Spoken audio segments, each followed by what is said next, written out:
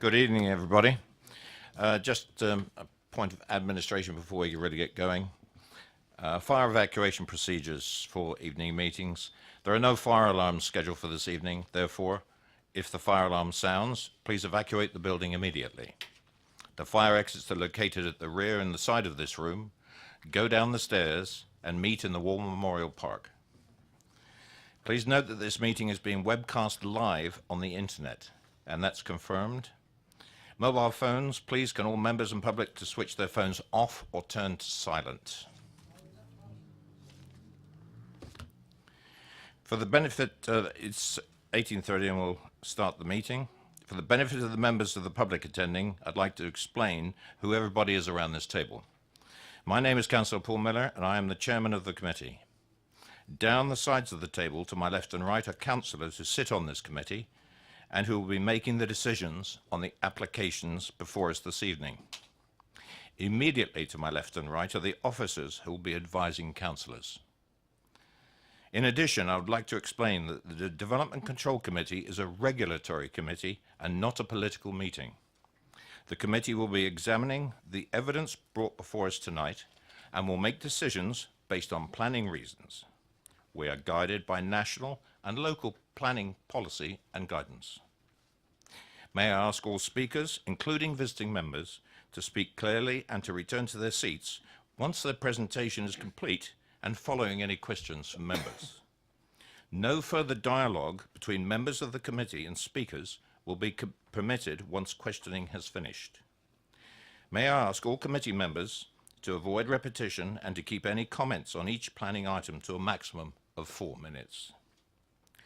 I understand that planning can be emotive and ask that everyone remains polite and professional throughout this evening. Right, so we'll start going through the agenda. And first, apologies for absence and substitutions. I have resignation from for this evening only for Councillor Leeks, replaced by Councillor Richards, Councillor Mrs. Tucker, replaced by Councillor Sherlock, and apologies from Councillor Hood. Are there any other apologies or replacements? No? Thank you. Declarations of interest. Are there any declarations of interest on any matters before us this evening? None. There's no urgent matters presented to me this evening, and minutes of the meeting held on the 7th of February 2018. I'd like to move that the minutes be signed as a correct record. The only parts of the minutes to be discussed is the accuracy. Are there any comments on the minutes? I'll move that. You approve that I can sign them at the end? Thank you very much. I will do that at the end of the meeting. Applications for planning permission and public participation. We move to item number 1. Now, before we start, first of all, I'd like Sheila Harden to come forward, please. Good evening. If I could ask you to sit there until we get through a little bit of waiting, a little bit of administration. I'll be with you when we start the application proper.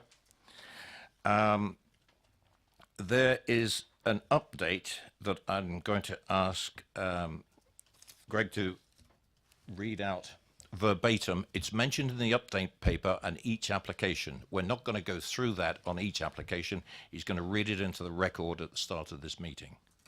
Greg? Thank you, Councillor. It's just to confirm that a draft revised consultation on the National Planning Policy Framework was published on the 5th of March. The intention of the government to replace the current NPPF with a new document, including the contents, are capable of being a material consideration in the determination of planning applications. They demonstrate the government's intended direction of travel.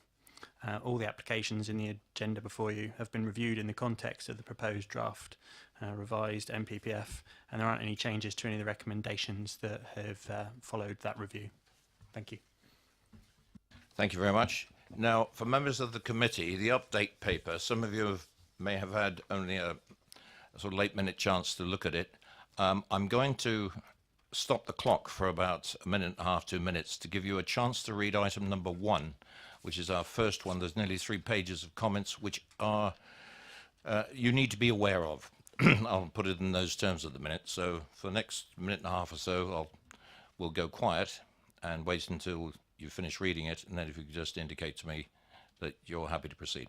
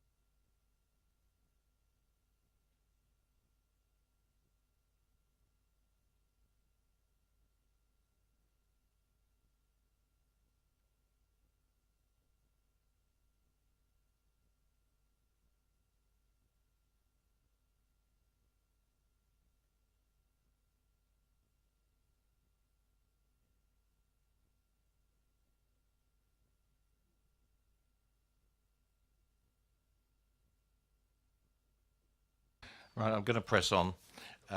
We'll introduce the item on the agenda. There should be enough time to sort of catch up as we go through, and there'll be a chance for questions to officers as well. So, Sue, could you introduce the item, please? Thank you, Chair. This is an application for the retention of a 3-bed dwelling and double garage. The site was viewed and notes of the viewing are on the update paper together with comments from the applicant's representative, and then they're followed by the officer's comments in response. It should be noted that the applicant's representative says that the plans are accurate. However, when we have scaled against the plans, the building scales at 7.8 metres, so that's what we're based our recommendation on with regards to the planning application. Members can only consider the applicant's plans which are before them, and as such, for the reasons outlined in the officer's report, the recommendation in relation to the planning application is for refusal. Due to the retrospective nature of the application and the recommendation for refusal, the officer's report also considers what future action is considered necessary to make the dwelling acceptable in this sensitive location within the conservation area.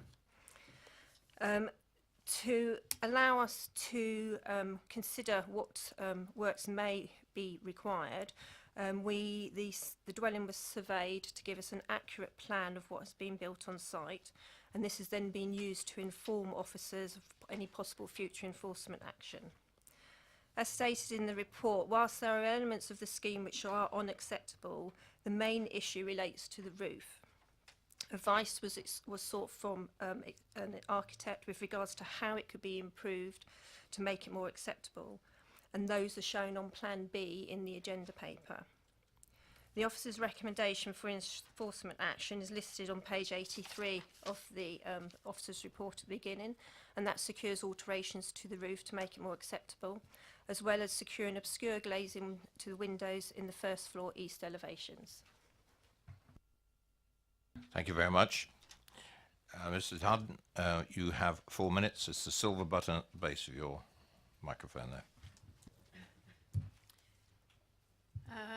I'm Councillor Sheila Harden of Dummer Parish Council. I have a statement that has been agreed with the Parish Council that I will read to you. The matter before you comes after considerable delay. It relates to an application submitted in September 2014, which refers back to an application granted in February 2003. So this is a long-standing issue. Dummer Parish Council tries to ensure that all development in the parish is subject to the same rules and regulations and complies with the village design statement and is sympathetic to the conservation appraisal. Experience with earlier planning issues we felt should have flagged up a warning that a planning application for this property would be troublesome and should have been very closely monitored. An early indication of the problems ahead was very late compliance with Condition 5 that required repair within 1 month of the north boundary wall after demolition of the original building on this site. From that perspective, we welcome the fact that an enforcement notice is being considered, as other villagers in this conservation area have gone to great and expensive lengths to abide by planning requirements. However, one major source of unhappiness with this build is the location, size and nature of the double garage, which is not even addressed in this enforcement notice. The Parish Council is concerned about the passage of time that has elapsed and the number of approaches to the Planning Department made by villagers with concerns over many years, which do not appear to have been taken seriously or acted upon. The fact that there were opportunities to intervene in the build earlier which were not taken when the work was actually in progress is noted with regret. Consultation with neighbours currently has indicated that they do not want demolition, as they do not want further extensive rebuilding on the site, which has been going on since 2003. Some required adjustments to the building, particularly the double garage location and size, would be welcome. But the Parish Council and the residents have little confidence that any enforcement requirements resulting from this process will be achieved in full and without further delays by all parties. That is the statement of Dummer Parish Council. Thank you. Thank you very much. Excuse me, Councillor. Just in case members of the committee would like to ask you a question, are there any questions for the councillor? Councillor Westbrook. Good evening, Mr. Harden. Just really in relation to the report, which says that Dummer Parish Council has no objection in our report. So is that contrary to what you were saying? No objection to... Well, that's what our report says. Yeah, if you want to respond. Yeah. Microphone, please, Mike. Do you have a response, Councillor? An objection to which particular part? Yeah. Sorry. An objection to which particular part? Well, it's our report. It's to do with the whole... I imagine it's the report in front of us. Yeah. I'm sorry about the microphones, but when you finish, you're not... The report was not seen until a very short time before this meeting, and we had a short meeting to discuss it, but I am not aware of having been consulted on this report as to whether we wish to object or not. Thank you. I can pick that up with officers. It's fine. Officers can respond. Okay, thank you. Thank you. The comments that are reported in there are the Parish Council's comments when the application first came in, and we do a normal consultation with the parishes and neighbours, so those are the comments that have been reported there. So due to the passage of time, they would have gone back until about 2014. That's probably when they were received, so which is possibly why you're, possibly not aware of them, but the original comments were no objection from the parish.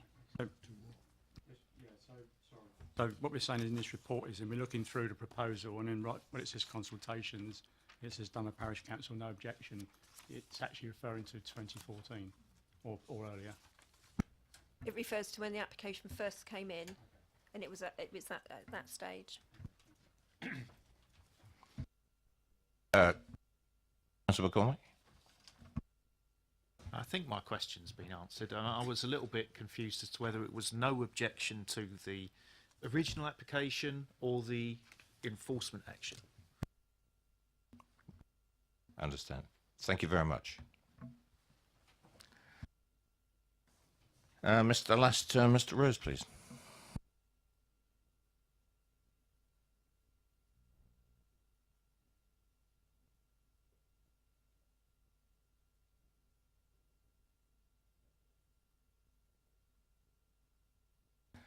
Gentlemen, good evening.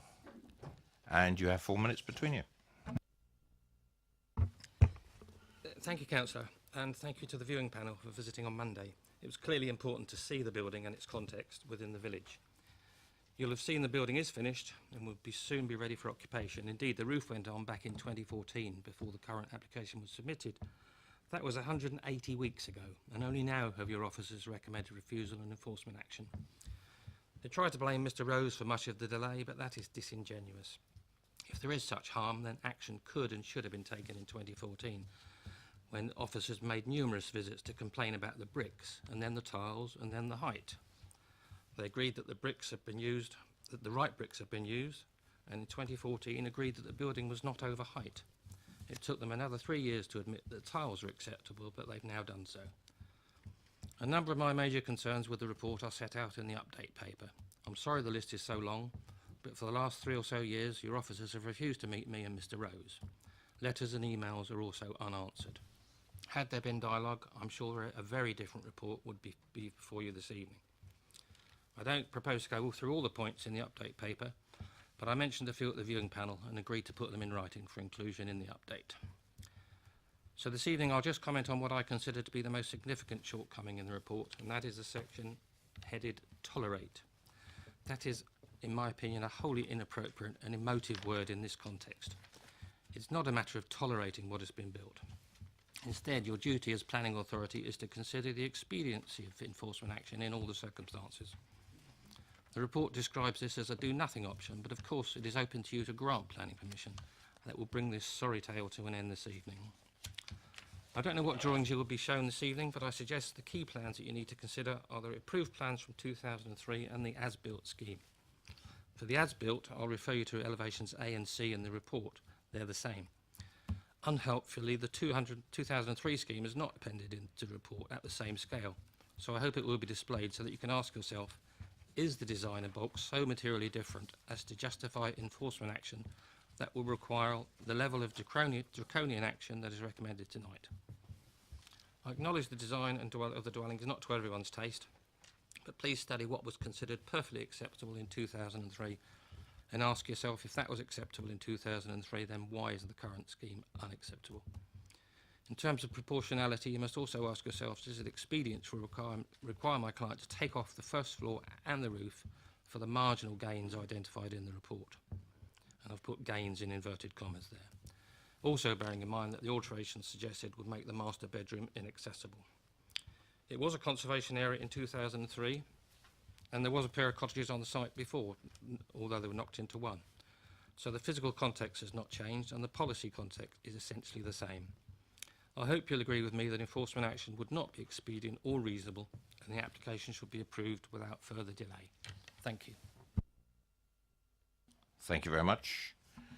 Members, questions to the applicant? Councillor Bound. Thank you, Chair. Perhaps you could help me out here. I mean, why is it that the dormers, for instance, are not now level with the bottom of the eaves, as they were in the 2003 application? This was explained in a letter when I met the planning officer, Giorgio Framalico. I explained exactly what I was going through. The problem was we couldn't get into the master bedroom. So, and I wasn't allowed to raise the roof. So my parameters were that the height of the roof had to be 7.4 and the slope of the roof had to be 45 degrees as per the VDS here. So the only way I could get round giving access to the main bedroom was to lower the ceilings. So I had to lower the ceilings and in order to get access to the main bedroom. And this is why this altered the window. The windows had to come down as well, slightly. Sorry, if I could just add there, as a design feature, it is common throughout the village that, Yes. that eaves height eaves bisect dormer windows. So the officer suggests that it's incongruous or out of place in the village. I think it's completely wrong. I may come back there. I mean, I think you pointed out to us on the viewing panel that the building opposite had this feature. It didn't have that feature as far as I was concerned. And now, what about the barn hip and those little feet or whatever it came out? Because the barn hip seems a lot smaller. Is that because of the change of the lowering of the roof? Hips had to be structurally sound. We had a letter originally. We would provide barn hips if it was structurally sound. It wasn't really structurally sound there because the beams came down onto the dormer window, so we had to make the hip the same as the coming down onto the dormer window. It was a structural problem we had there. Councillor Porter. Thank you, Chair. Hello, gentlemen. I'm sorry I didn't get to go on the site visit unusually, so I'm working off plans and reports. But in terms of the enforcement action, which is being required, could I just get a better understanding of what that would entail? I mean, I'm just working my way through them, some of which are easier than others. But in terms of point 1, the eaves height reduced by 500 millimetre to align with the underside of the dormer window, resulting in a change of angle to roof pitch. We're talking about an 18-inch in old money reduction, I guess, something of that sort. What impact would that have? How would that be done even? Can I just talk through the expedience of that with you? To be honest, I've no idea. If the officers would have spoken to us, we could have discussed that as an option. We don't know who's made that recommendation. First time tonight I've seen that it was recommended by an architect, but whoever's done it hasn't even visited the building, so they won't know the roof structure and won't know if that will work as a solution. Okay, so there's been no practical discussion about how that could be done? I mean, not that it has to be with you at this stage, but you would say that isn't possible then, is that right? It's possible. If you do that, then you are going back to square one, where I wouldn't get into the main bedroom again, because you're going to alter the pitch of the roof, apparently. You say that in the planning officer's statement that the pitch of the roof would alter. If you're going to alter the pitch of the roof, then you're going to get the same problems as we originally had. So the current roof pitch is about 45 degrees, and this would reduce it down. You don't know what to, I guess. We haven't done that calculation. No. Sorry. The window sills would alter as well, and so we'd have to put the window sills higher. It wouldn't be a good design at all. I've got there now. One thing at a time. I mean, that's a matter of debate, obviously. In terms of lowering the barn hips by 700 millimetres, again, how would that be done? What impact would that have? Microphone, please. Affect the structural effect on the dormer windows, which I wouldn't recommend. Can I just continue? I mean, obviously some of the things probably more straightforward. Barn hip introduced adjacent to chimney. And sorry, again, in terms of my reading of this, this is, you have introduced something which wasn't there originally. Is that the proposition here? No. Originally the design was, the architect's original design were gables. By putting a hip there, I have to stabilise it. The chimney is only just a small chimney. It's only a one flue, and with the wind blowing that direction, the main wind is there. I would have to stabilise it, and it wouldn't work as easily as I've got it at the moment. I mean, just the last two, cutting back of the rafter feet so they're not externally visible. I mean, I presume that isn't that dramatic, really, and that, as they are now, is different to what was obviously shown originally, I guess. And obscure glazing to 2 first-floor east windows to bedroom. Again, to comment on both of those, or perhaps if you could comment on both of those, what's the impact of that? Inspector, when he went to appeal, said that there was no problem with the glazing of those windows. When I spoke to Gwen, the late Gwen Richardson, was it? Gwen?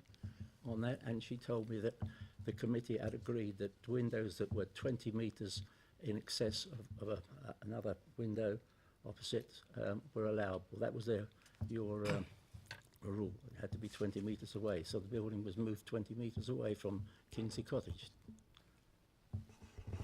So there was no need for the glazing. And the inspector too, in his report, said there was no need for opaque glazing on those windows.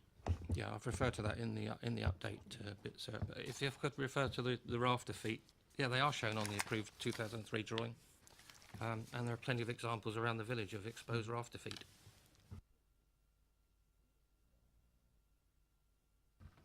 Okay. I'm just trying to, as I say, I haven't had the benefit of visiting the site, so apologies for that, really. But in terms of what we have now to what was originally, quote, approved over the sort of consecutive period that we're looking at, I mean, do you accept there have been variations from the original approved plans that you haven't consecutively got approval for as the thing has proceeded? Everything that I've done, I discussed first with Linny. Nicky Lennon. Yes, the first planning officer, and I wrote to her telling her exactly what I was going to do, and then I discussed with Giorgio Framelico what I was going to do with regard to lowering the ceilings in order to get access to the main bedroom, and also in my letter it says that I would have to adjust the eaves level. I have a letter on here. Well, your record should have that letter anyway, that I wrote to Giorgio Framelico telling him exactly what I was going to do.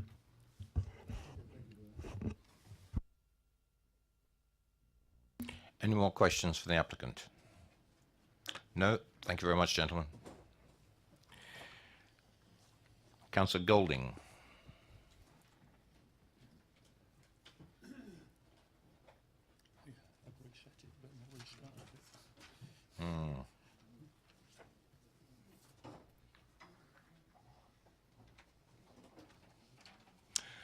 Councillor Golding, good evening.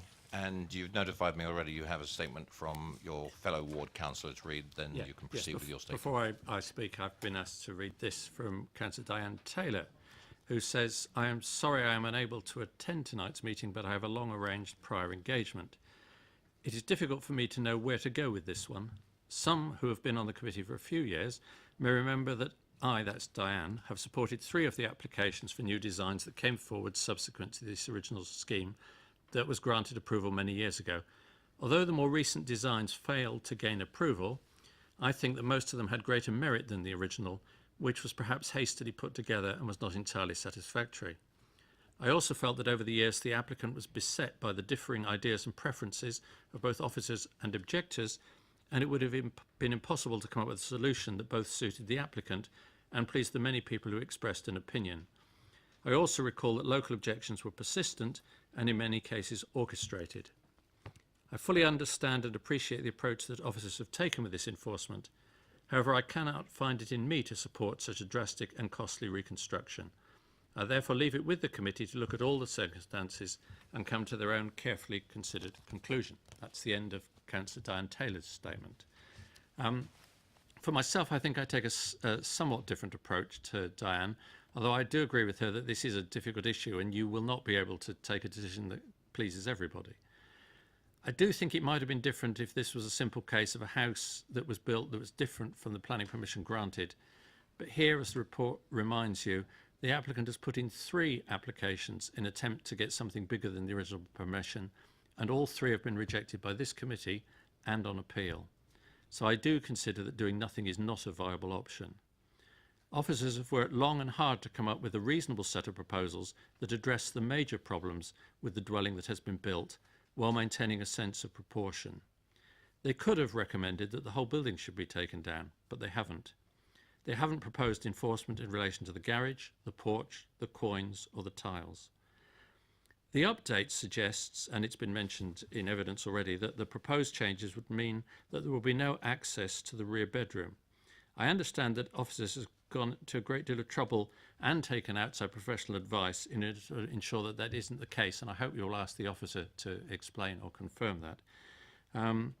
I think one of the other points that was mentioned was that the architect who's been helping the council may not have visited the property. And again, I think it would be helpful to ask the officer exactly what involvement he's had in the process.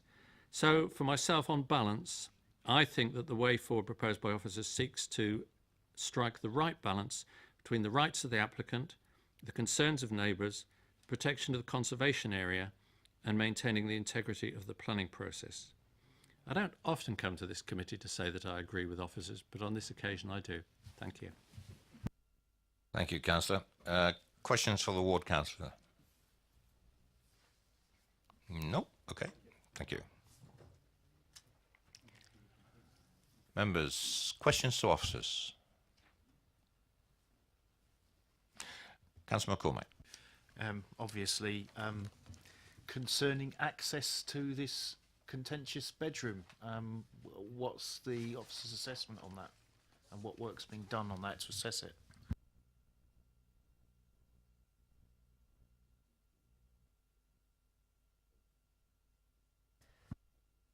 Sorry. If I can refer to the plans that are before you, on the right-hand side, that's the first floor, and that's the plans that were drawn up by the external advisor that we had on this site here. He based his the advice that we've been given on in terms of a solution on the survey plans that we had done for the council, and also internal measurements that were carried out by officers in terms of ceiling heights, both at ground floor and first floor, because they needed to know the different ceiling heights before they could actually come up with a solution. And what's shown on the right-hand side there in the first floor plans is basically how much less floor area you'd have at first floor level. So yes, you would lose floor area, but the advice that we've been given is that you would still be able to access the bedrooms. It might mean that one of the bedrooms has a door that is slightly cut in to the eaves.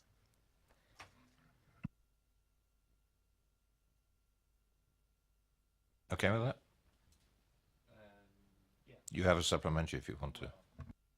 I mean, the supplementary was more in terms of what work had been done with, especially with the architect. Had they, you know, what was done in terms of site visits and measurements, and if you could expand on this, might have to cut some of the door away, so you got some kind of polygon door that you have to open to get in the bedroom. As I've just said, the architect's advice is based on the survey plans that the council commissioned to have done, and on internal ceiling heights that officers measured. The architect hasn't been on site, but was able to make the recommendation on the basis of the information that we gave him. The doorways is what has been suggested is that it's not uncommon to have in buildings where you have eaves and you have the doorway going through. Basically, instead of having a normal rectangular door, one side is cut off where you've got the eaves coming down, the ceiling coming down, so you can still go through. Councillor Potter? Excuse me. Thank you, Chair. I wonder if the officers could just help me with some of the observations and comments of the conservation officer. In terms of what is written here, he or she, sorry, talks about inappropriate eaves height in relation to ridge height. Is that a comparator based on the plans which obviously have by definition been changed over the time, or is that a, dare I say it, I mean a subjective observation about what it should look like in the conservation officer's opinion? I'll go on if I may just quickly because you can do it all, but the dormer windows are bisected by the roof. Well, I guess that's a straightforward proposition, isn't it really, or fact? Hips have been foreshortened to perhaps half the length they should be. Again, is that, you know, foreshortened to what was shown on the plans that go under the heading of being approved?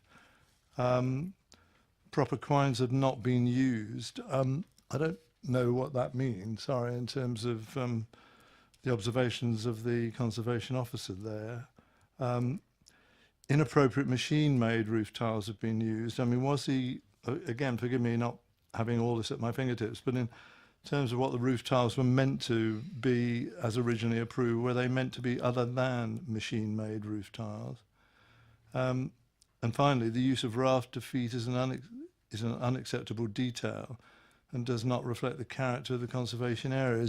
That's based on what comparisons with obviously similar properties throughout that conservation area, is it? I mean, I just wondered if I could have some help on how those, and I have some importance, I think, for the Conservation Officer's comments here, who supports enforcement action.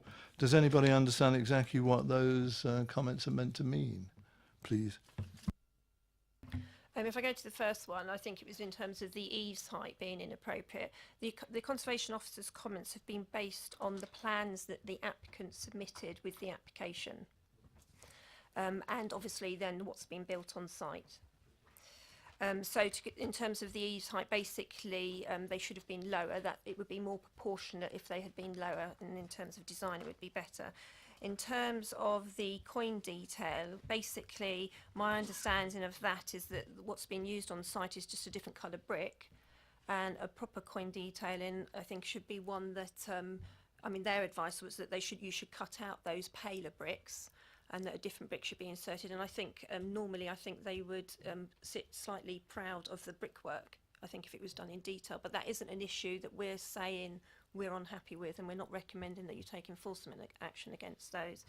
In terms of the roof tiles, I think the Conservation Officer their preference, they don't have a problem with the colour. They're clay tiles as well, which is acceptable, they're not concrete ones. Their preference would have been to have handmade clay tiles as opposed to machine-made ones which are on the roof at the moment, because you get slight variation in how they're made because they're handmade. So rather than having a more uniform roof, there'd be a slight difference in terms of how they would sit on the roof, and their opinion was that they would weather better. And I think that's, and in terms of rafter feet, the Conservation Officer, I think that's their opinion, is that they shouldn't, they're not an acceptable feature in the conservation area there. Councillor Pound? Okay, that's fine. I just wonder whether the officers have got any comments, bearing in mind what was said by the Parish Council and Mr Lassiter about lack of consultation or difficulty in consultation. I mean, if there wasn't any consultation, I just struggle to understand how they were to know in which direction they were to go. I think in the past, I mean, as you can see from the planning history, there's been 6 applications on the site, 3 of which have been refused by inspectors. After some of the appeal decisions, there has been dialogue with the applicant in terms of what was considered the route that he should go down, but the applicant chose not to do that and submitted another application which was refused again. As part of this application, there has been dialogue at the beginning with the applicant, basically trying to get accurate plans in. That was difficult. When they were submitted, they were found to be inaccurate again. I'm not saying that we are not to blame, but it has been difficult in some cases getting the information from the applicant to help us then determine exactly what it is we should be considering, which is partly why, as officers, we sought an external surveyor to go out and look at it on the site. Equally, we have responded to letters that have come in. It may be that Mr Rose isn't happy with the response and how, in terms of what he's raised in his letter and what we've responded with, but they have been responded to. Mr Lassiter is obviously aware if he has an issue with in terms of how the application has been dealt with. That's a separate procedure that he could lodge a complaint through our internal procedure if he so wishes, and that should be kept separate to determining the application before you tonight. Follow up. I mean, would there have been any site visits up until the time that it was constructed in 2014, I think it was? My understanding is enforcement officers have been out at various stages when things were starting to be built on site. When the house was actually demolished initially, enforcement officers were out on site. The case officer who originally dealt with this, obviously from her photos, she's been out on site at different stages.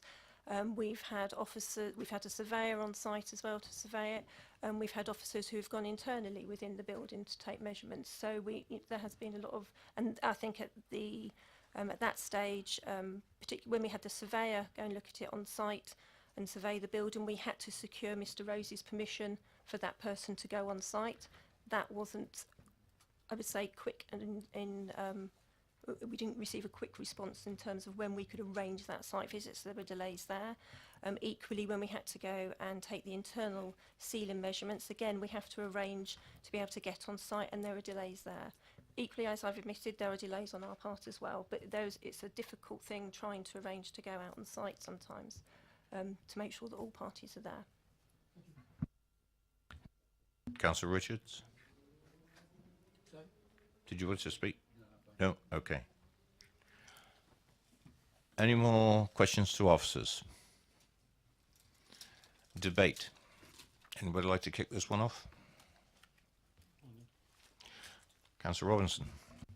Thank you, Chair. I'm a little bit confused about, I think probably like a lot of people, I'm very confused with the whole thing. I spent a good couple of hours last night going through the reports, and it appears that we've got a planning application that shows an eave height of X, whatever it is, but an internal layout which cannot be achieved with those eaves heights, which makes me wonder why on earth was it designed to be one thing on externally and with something completely different internally. And I think probably what it is, there's so much confusion over the years and the different applications. We've finished up with half of one application and half of another. But leaving back out everything that's gone on before, my immediate reaction when I walked onto that site on Monday morning was, my God, that's big. Compared with all the other houses around it, it is big. And particularly the hips, the half hips or quarter hips you might call them, they just don't sit right in my mind. They don't sit right on the building itself, never mind sitting right with the surrounding buildings. And I think anything that can be done to reduce the impact of that building in terms of bringing the roof down should be done.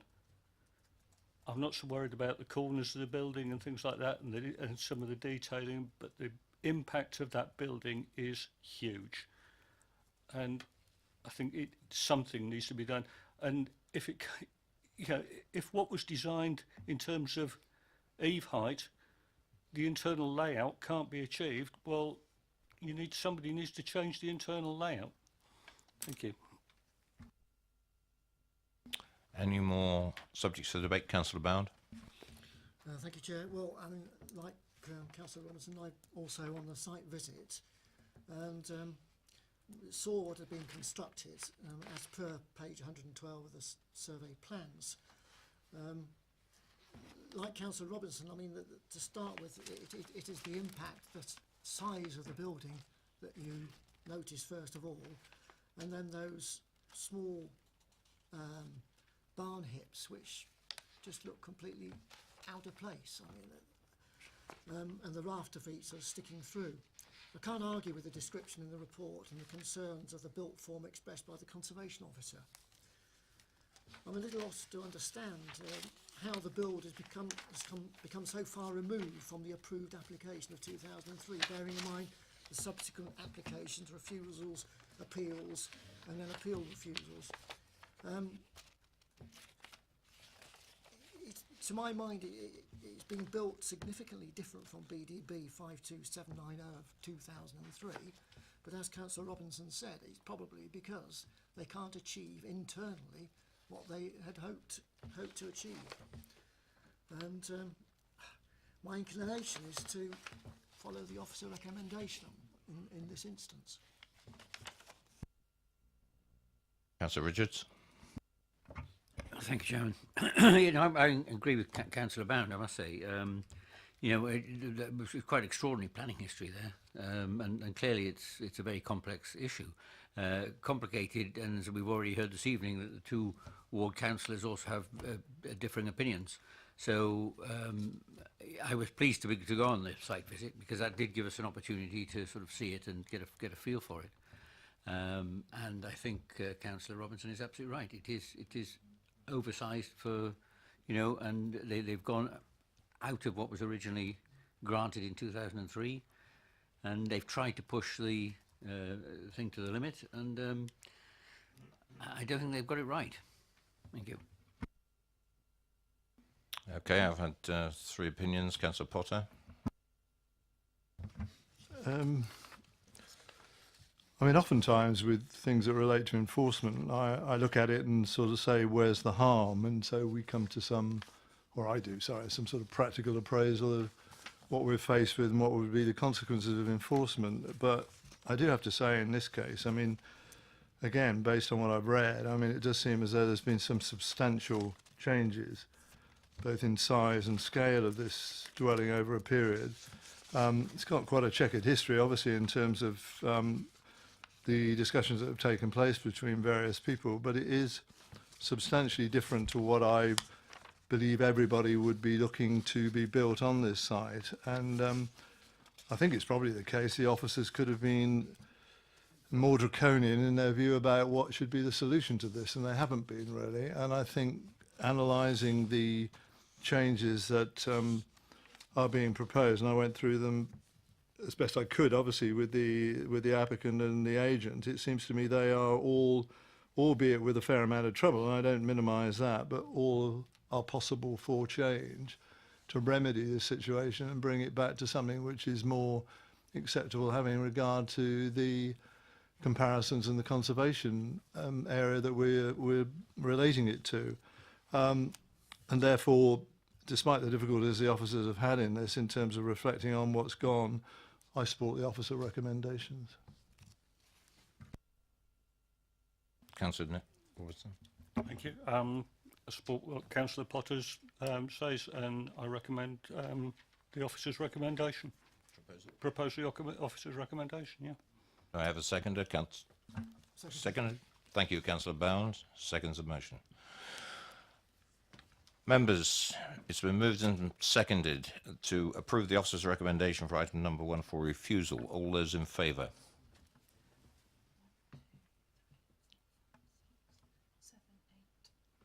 Anybody against?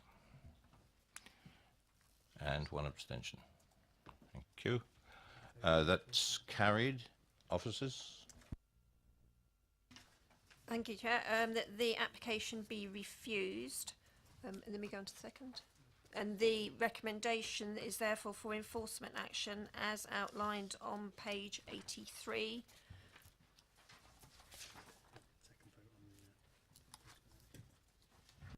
I'm advised we have to take a second vote on the enforcement action. That's item B on the recommendation. Yes, please. Councillor Robinson to propose. Seconder, please. Councillor Bound. All those in favour of the enforcement action?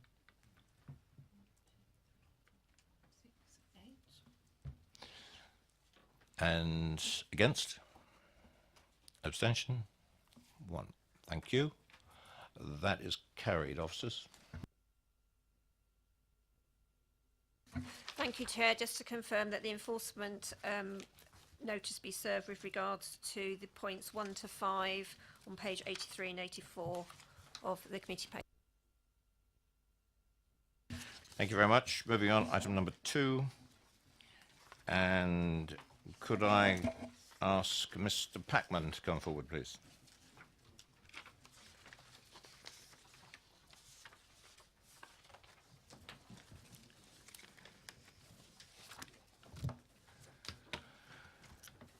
Good evening, Mr. Packman. Just like to take a seat, and the officers will introduce the item, and then I'll be calling upon you to speak. Officers. Thank you, Chair. This is an application for the erection of 8 number 2-bed flats in the form of 2 two-storey blocks, each block comprising of 2 staggered elements linked by stairwells. Members' attention is drawn to the update paper and the viewing report. It was requested that a street scene be submitted, and attached to the update paper additional plans have been received, and it shows a street scene which also includes levels through the site. As a result of this additional plan, the update paper also now changes condition number 1, which lists the plans, so it will therefore include the additional plan received for the cross sections. And also condition number 7, which related to levels, is now no longer required because that information is now contained on the additional plan. I would also draw your attention to an additional highways condition on the update paper, and the officer's recommendation is for approval. Thank you very much. And Mr. Packman, you have 4 minutes. Thank you, Chair. The application site is situated within a defined settlement policy boundary where the principle of new housing development is accepted. The planning application you are considering here tonight has been with the Council for almost exactly a year. In that time, we have worked constructively with Council officers to amend the scheme and respond to comments made by statutory consultees and members of the public. We have worked hard to ensure compliance with access, parking and amenity space standards and have altered the design of the scheme to bring it up to a higher architectural standard that is more reflective of the surrounding pattern of development. I understand that some queries were raised about site levels by members during the site visit on Monday, and we have supplied a street seating, as you have seen. The scheme has been specifically designed to ensure that the residential amenity of existing properties will be maintained. The proposed back-to-back distances are over double the minimum distance set out in the Council's adopted residential amenity design guidance. It should also be noted that no side windows will face number 6 Grebe Close to the south. The proposed scheme will make efficient use of underutilised land in a sustainable location. In the adopted local plan, the Council has specified that 550 houses from small windfall sites should be delivered during the plan period. There is an expectation and a need for sites like this to come forward to help meet the Council's overall housing figure. The MPPF consultation proposals released on Monday highlighted the need to avoid building homes at low densities in areas of high demand, have noted the value of small sites in helping to meet housing delivery targets. Given all of this, it is hoped that members can move tonight to approve this application in line with your officer's recommendation. Thank you. Thank you for being succinct. Could I ask you to switch your microphone off, please? Because your microphone mutes everybody else's. It's one of those things. Members, any questions to the applicant? Nope. Okay, Mr. Batman, thank you. Councillor Eaches.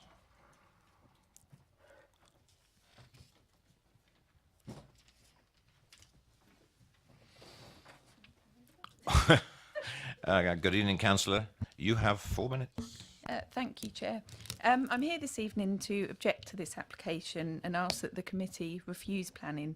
You will see the substantial amount of local residents who have put in objections. The last time there was a planning application for flats in Kempshott was around 15 years ago.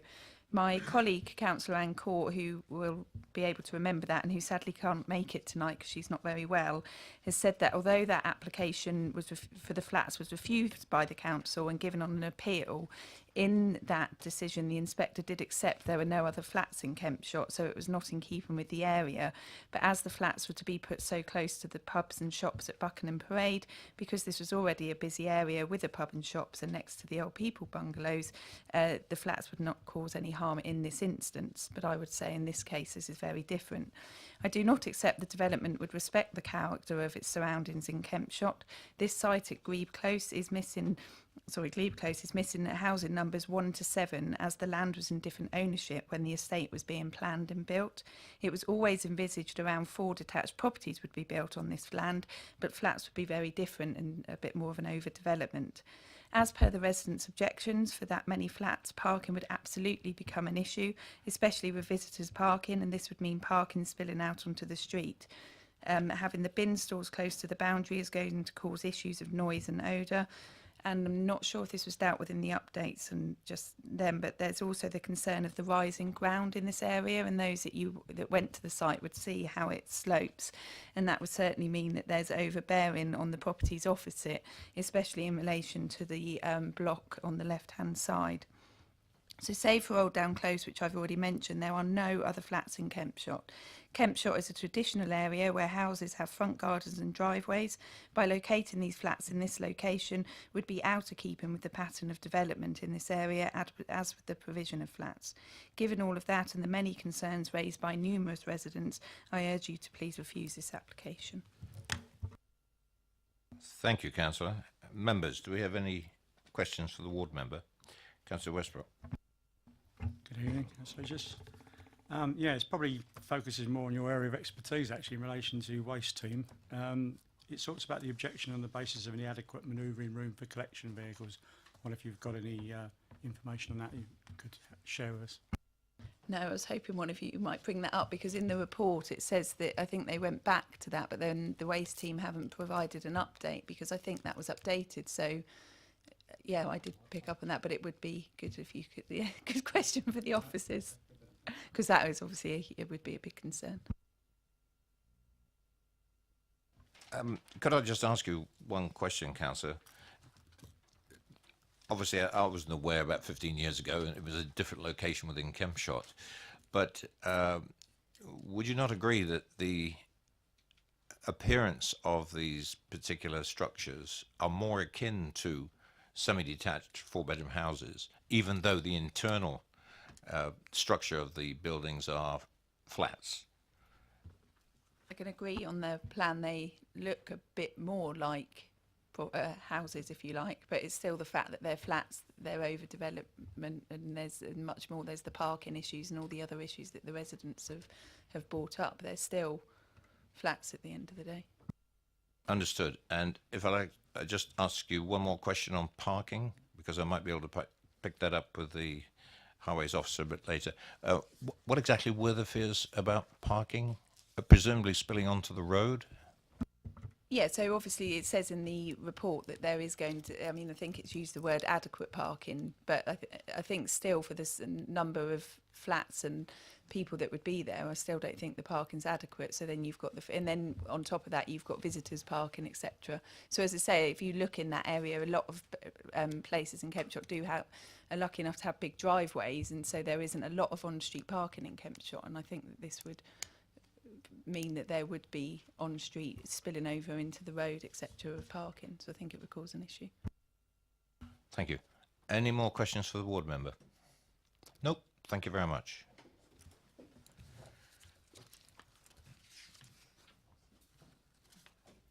Questions to officers, members? Councillor McCormack first, followed by Councillor West. Two questions really. And they're kind of interlinked.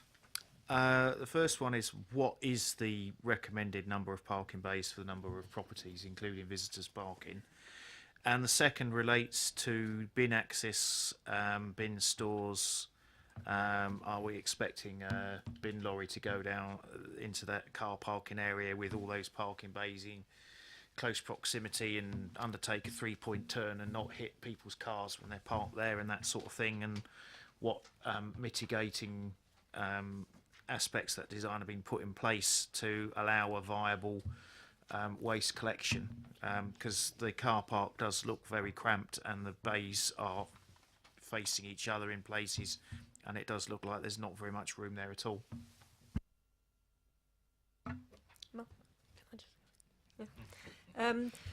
Firstly, with regards to the parking, if I can draw your attention to the top of page 123, 123, there are actually 17 parking spaces provided. The adopted parking standards that we work to would normally require 14, so they already exceeds the parking standards. With regards to the bin stores, the comments that have been raised and are reported on the report are based on the original plans, not the amended plans. The bin store has now been brought up close to the road and is actually attached to one of the blocks, the southernmost one of, as you look at it on the screen now, of block 1. It's attached to the side, and therefore the refuse vehicle wouldn't need to go into the development because with regards to carrying distances, it's within the 15-metre carrying distance to the highway. And with reference to those modifications, is that a bin stall for all the blocks, or do we have two bin stalls, for one for each blocks? It's for all the blocks. Councillor Westbrook. Okay. Councillor Robinson. Thank you, Chair. I've looked through this report. I don't see any reference to provision for affordable housing. Could you enlighten me on that?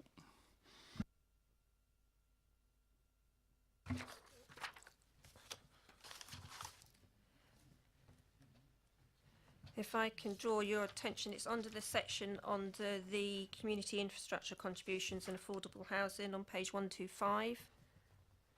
And basically, in terms of the number of units that you've got there, it falls below what we can ask in terms of affordable housing.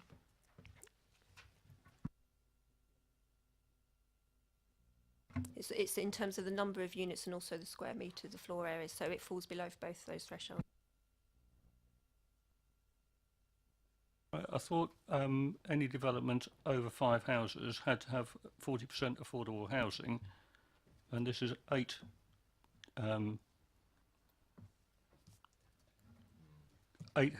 flats. So my calculations, this should be technically 3.2 affordable.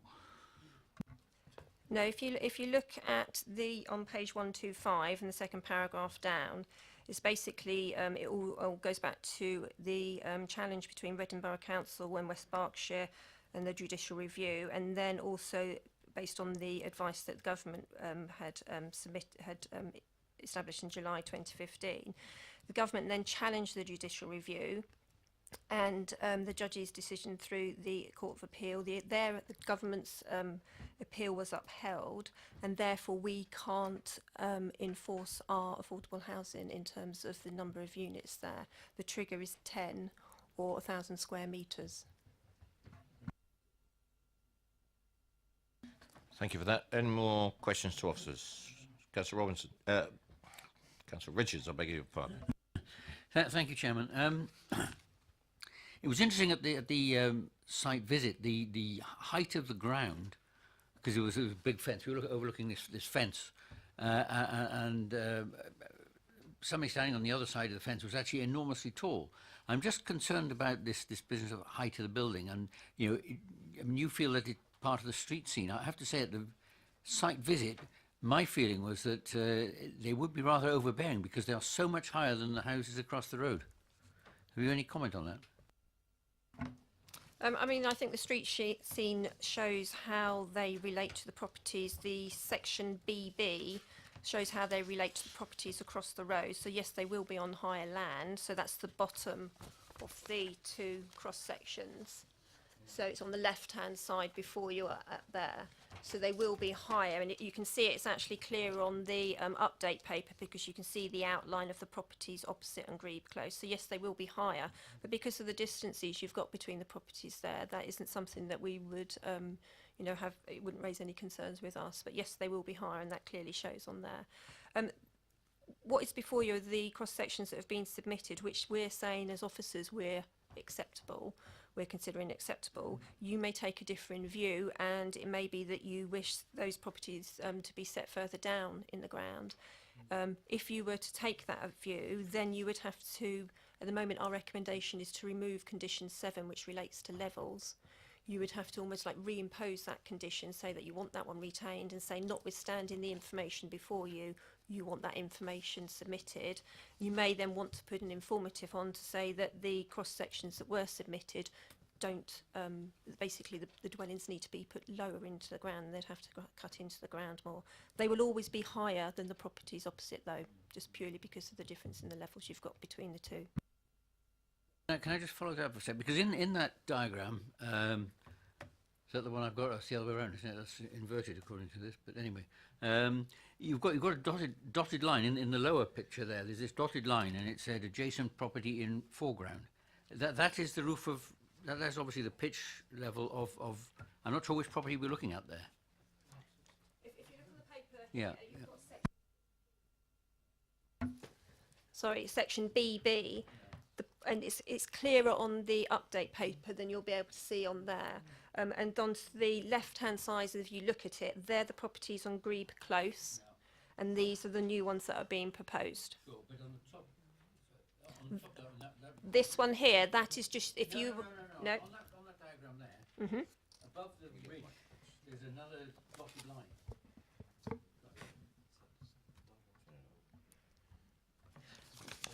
The dotted line, I think, is the property, as you look at the site from the road, it's the property on the right-hand side. So what they've shown you there is the outline of the existing property. So as you look at the site from Grebe Close, it's the one on the right-hand side.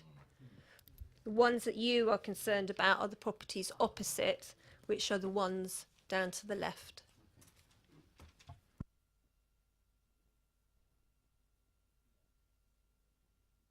Is that all, Councillor Richards? Okay. Councillor McCormack.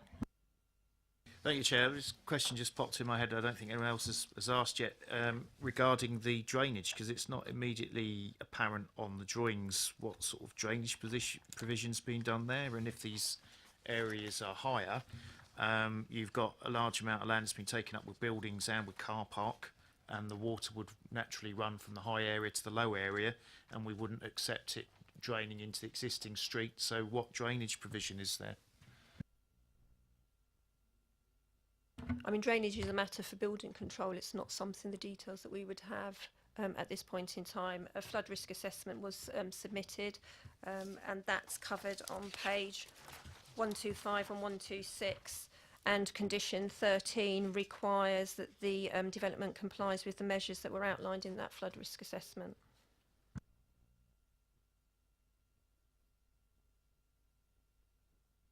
I've got a question. Bearing in mind what you just said, officers, about the, if we were minded to identify a condition 7 to be reimposed and the levels to be brought down to, say, pavement level, I don't know whether that's a good definition in these terms, so that the impact of these properties on the general area, notwithstanding, I appreciate your comment that it would still be higher, but brought it down to pavement level, would that be a good enough description if the committee was minded to change it to that?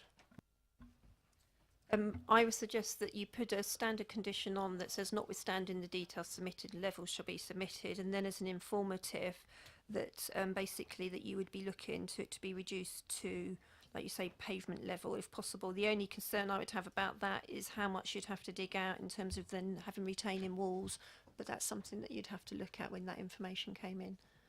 But it could be achievable, just generally looking at it now, I would say. Councillor Potter?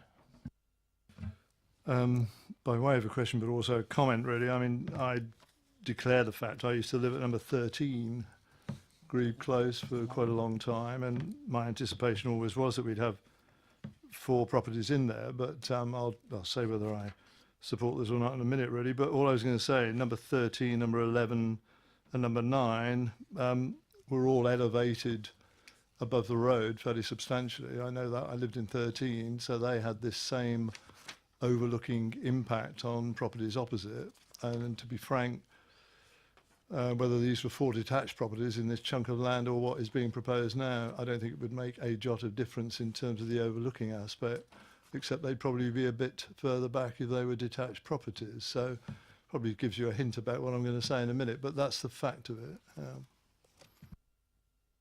Thank you for that insight. Councillor Westbrook? Yeah, I just wanted to pick up on the change in levels. I mean, I'm trying to look in the report to see if it mentions anything about access, because quite often we do have differences in heights like that where it affects access with wheelchairs or pushchairs and things like that. And I wondered if there'd be any advantage to lowering it or leaving it as it's really. I couldn't see anything in the report clearly points it out.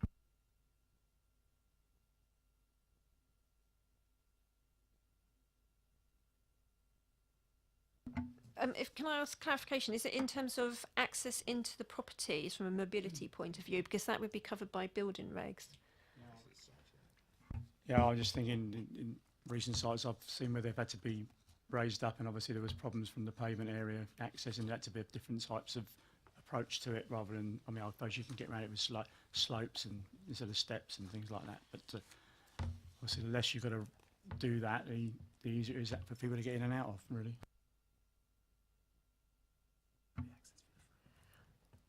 I mean, there is a condition on there, an extra one in terms of a footpath potentially around the front. It's unclear from the plans that have been submitted, which is why that additional condition was on there. With regards to actually accessing the buildings themselves, then yes, that would have to meet building regs, and it could be that if you change in the levels, you might have more in the way of ramps, but you wouldn't be allowed steps there. You'd have to have one access as I understand it, into the properties that is from a mobility point of view.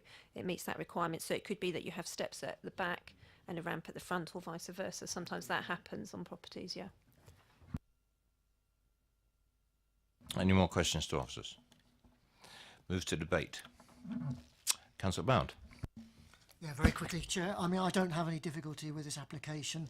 I take on board what the objectors have said in terms of sort of overlooking from these, from particularly from block 1 towards, I think is it number 2 on the other side of the road. But I think there's sufficient distance there to, in terms of distance, I don't think it's going to be particularly difficult.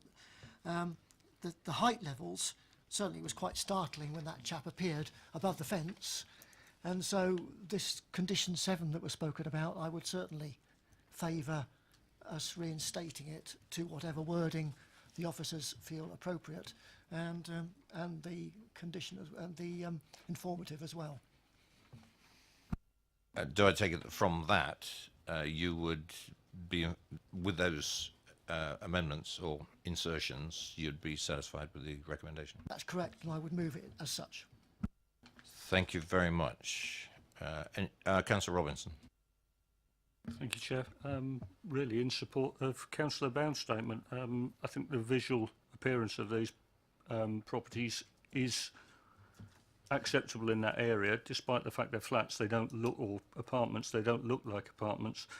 But because they are right at the very front of the plot onto Grebe Close, they are quite dominant over, I think it's 2 and 4 Grebe Close, and certainly block 1, looking at this levels diagram, it's a whole story above the houses opposite. So I think we need to get some serious level work done on there. Within the site, there's an embankment which was a good half a metre high, and I think basically that needs to come down, and it needs to be, these need to be brought down to the average pavement level. Obviously, it's very difficult to say pavement level because it slopes. Which end of the pavement you're going to take notice of? So if we say, to approximately, the average pavement level should be the level of the base of these houses, and I'll second the motion for approval. Anyone else for comment? Councillor Potter. Just a supplementary comment, really. I mean, I know what I said originally. There's no doubt property like the one I lived in are set further back from the road, and therefore the elevated position of the properties doesn't have quite the same impact as these do. I mean, I have to say, if this was an application for 4 detached dwelling on this site that's been awaiting development for years, I don't think there would be any objections, quite frankly. It's because of the proximity to the road that I guess this overlooking aspect occurs, and there's no doubt, as colleagues have said, if anything can be done to lower the ground height to make that slightly less overbearing, then I think that's to be commended, and if we can include that as a comment and informative in that regard, I think that would be good, really. But other than that, I think it's a well-designed scheme. Appearance-wise, I don't think it looks very different to detached properties, I'm glad to say. And I certainly support what's been said by the colleagues in recommending this for approval. Right, if there's nothing else, Councillor Richards. I mean, I can just go along with that. I mean, but I think this reduction in height is very, very important. I mean, we were standing on the pavement. There's a large slab fence boundary. We had to stand on something to look over the large slab fence. The guy the other side was, the thing was up to here, I mean, it was, half a metre difference. It was quite staggering. He looked as if he was. So, I mean, I think that's the point I wanted to make. I think that, if we go ahead with this, I think the lowering of that land, and, it's just a question of moving earth, isn't it? I realise it costs a little bit, but that's not insurmountable. Okay. Now, officers, I'm going to put this proposal moved and seconded with the comments about the levels and condition 7 being reinstated and an informative to be included. That's what has been moved and seconded for approval. All those in favour?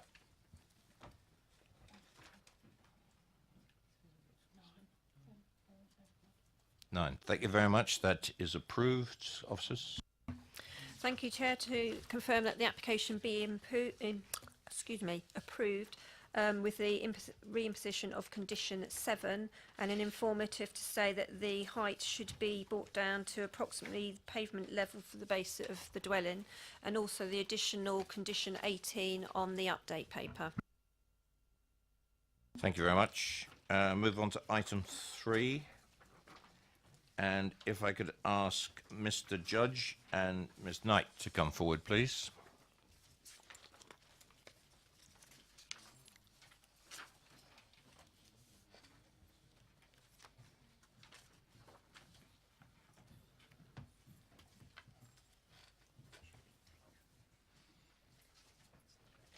And if I could ask you just to be patient while the officers introduce the application.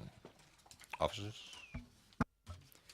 Thank you, Chair. So item 3 is site address at 3D Church Street in Whitchurch. Proposals for the variation of condition 1 of a previous planning permission, BDB 49081, to alter the opening hours. I'm just going to quickly go through what the proposals are.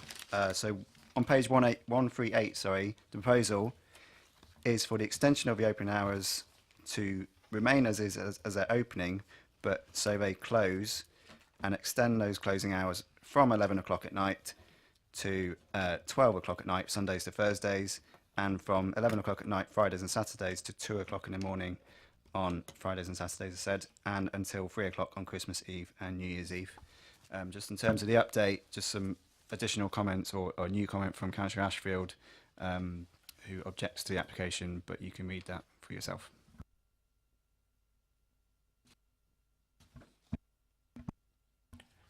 Thank you. You have 4 minutes between you. How you split it up between you is entirely up to you. It's the button, the silver button on the base of the microphone.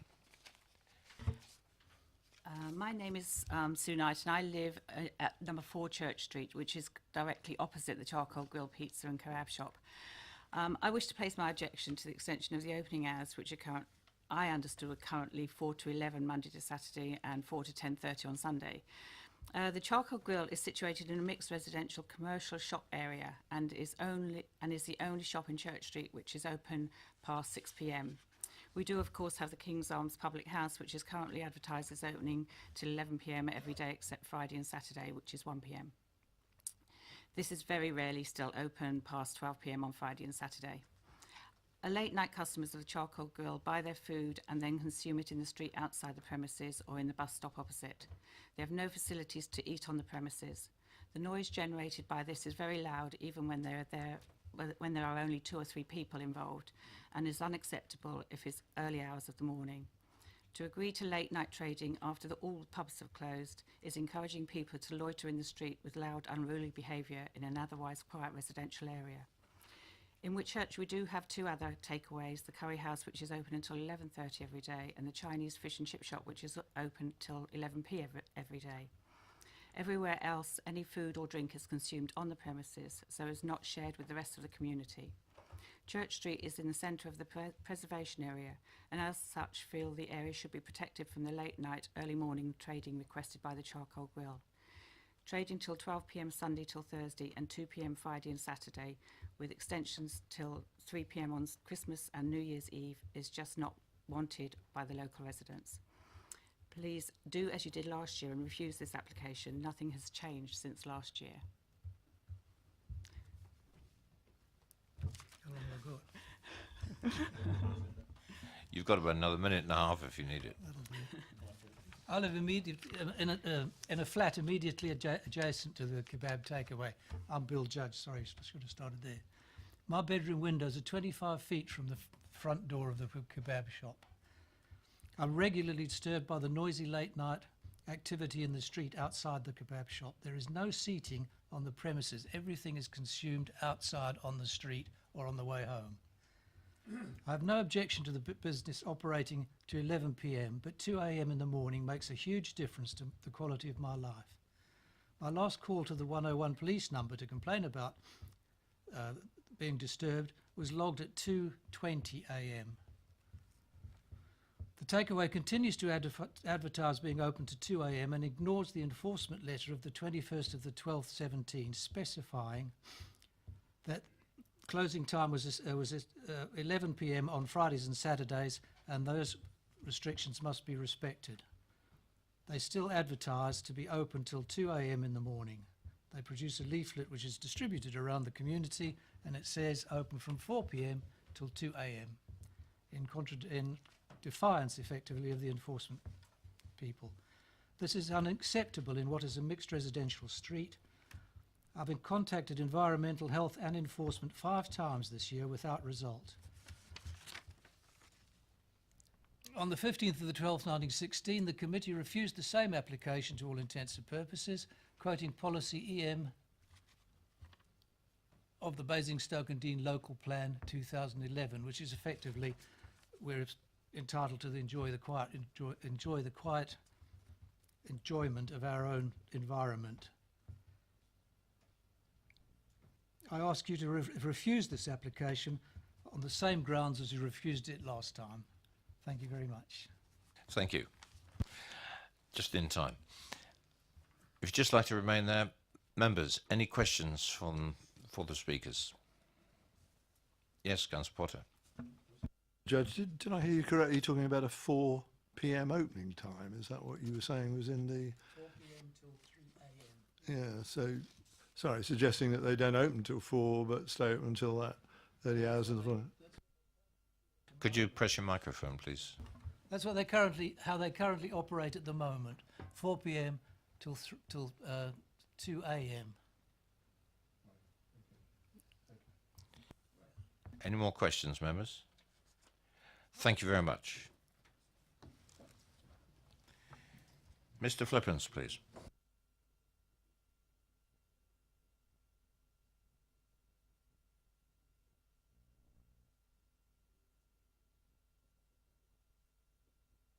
Good evening. You have 4 minutes, sir. 4 minutes, okay. I wasn't able to attend the last meeting that this application came to this committee. Am I right in understanding that you all have read the planning support document that submitted this application? If you have, it will save me 4 minutes of trawling through it. Although I wasn't here at the last time this came to committee, I have watched it on YouTube, on the internet, word by word, and I was absolutely astonished in regards to the comments made without any evidence being given to that effect. That is all set out in the planning support document. Much of the information that is in this planning support document in the main has come from the local authority's own website in regard to the TENS licence this authority gives out to other premises, primarily to liquor licensed premises, but also for LNRs. You have at least one premises that has an LNR to provide late night refreshments Monday to Sunday through till 5 o'clock in the morning.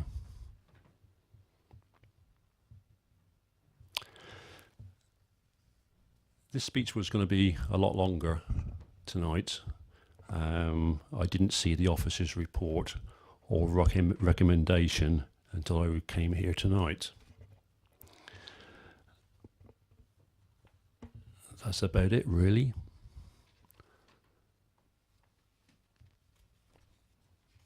Okay, you've got another 2 minutes. There's nothing more you want to add? There probably is when I get home, but it's too late by that stage.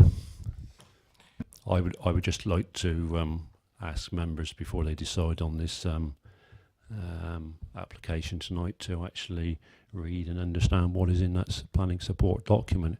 It is very frustrating that all the information that's contained in this document was actually available the last time this application came to committee. It took me about 2 hours to compile this, and all the information is already there. Just one question, Mr. Chairman: why wasn't this information brought forward the last time this application came to committee? Thank you. Well, you asked me a question. I will go straight back at you. The application we have tonight is supported by an officer's report, and that is all that we are, and it's legally obliged to address this evening. Looking back on what might have happened or in the past is of, quite frankly, no relevance to us tonight. We have a report before us. We give members of the public and the applicant an opportunity to speak, and we get advice from officers, and then we debate. Well, you've seen how the procedure has gone tonight. That's how we achieve our decisions at the end of every application. I'd just like to thank the officers for their hard work in this application and this report. Thank you. Members, any questions for Mr. Flippins? Councillor Potter. Mr. Flippins, can I just ask you, I mean, we've heard, I guess you'd call it anecdotal evidence this evening, saying the business stays open until the early hours of the morning, well beyond what we recognise as the approved opening hours. Is that the case? I don't have any information to that effect, I'm sorry.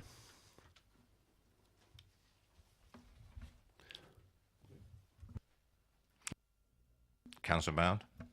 The question has just been asked, but I don't understand the answer. Okay. Any more questions, Mr. Flippins? Councillor Robinson. Thank you. You said that there's another premises within the village that's got a late night licence. Can you tell us what sort of premises?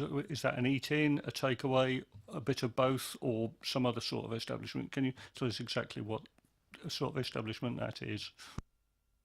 I believe it's the King's Arms, and they have they've had several late night. They have a LNR, which is a late night refreshments provision, Monday to Sundays, 2300 through till 5 o'clock in the morning, or they did at the time that was produced.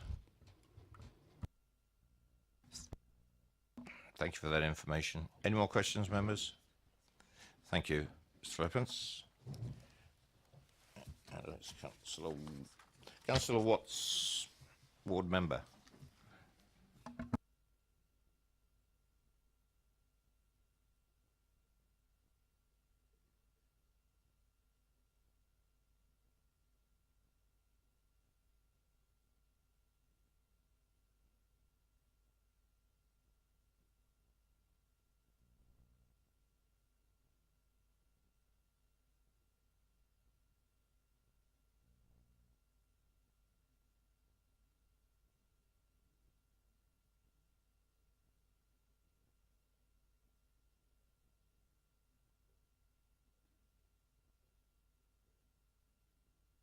Good evening, Councillor. You have 4 minutes. Good evening, Chairman. Thank you. First, may I remind members this is a planning application, not a licence application, and I personally haven't seen the relevance of the licence information that's been floating around to this application. The planning application really is reflected in the condition on page 143. And the material planning considerations there are to protect the amenities of the occupiers of nearby properties in accordance with policies EM10 and EM12 of the local plan. Now, it is a strange situation. This is exactly the same situation as we had in December 2016. And this pattern of evidence, can I tell you, the words of Mr. Judge and Mrs. Knight are evidence. But sadly, we all lost evidence that Mrs. Knight took a video, which we couldn't show to you, but which really electrified planning enforcement when they saw it. But that was stored in the cloud rather than as an attachment, and we've all lost it, including Basingstoke and Dean planning enforcement. And what that showed at 2 a.m. on New Year's Day was a sea of heads all the way across Church Street from the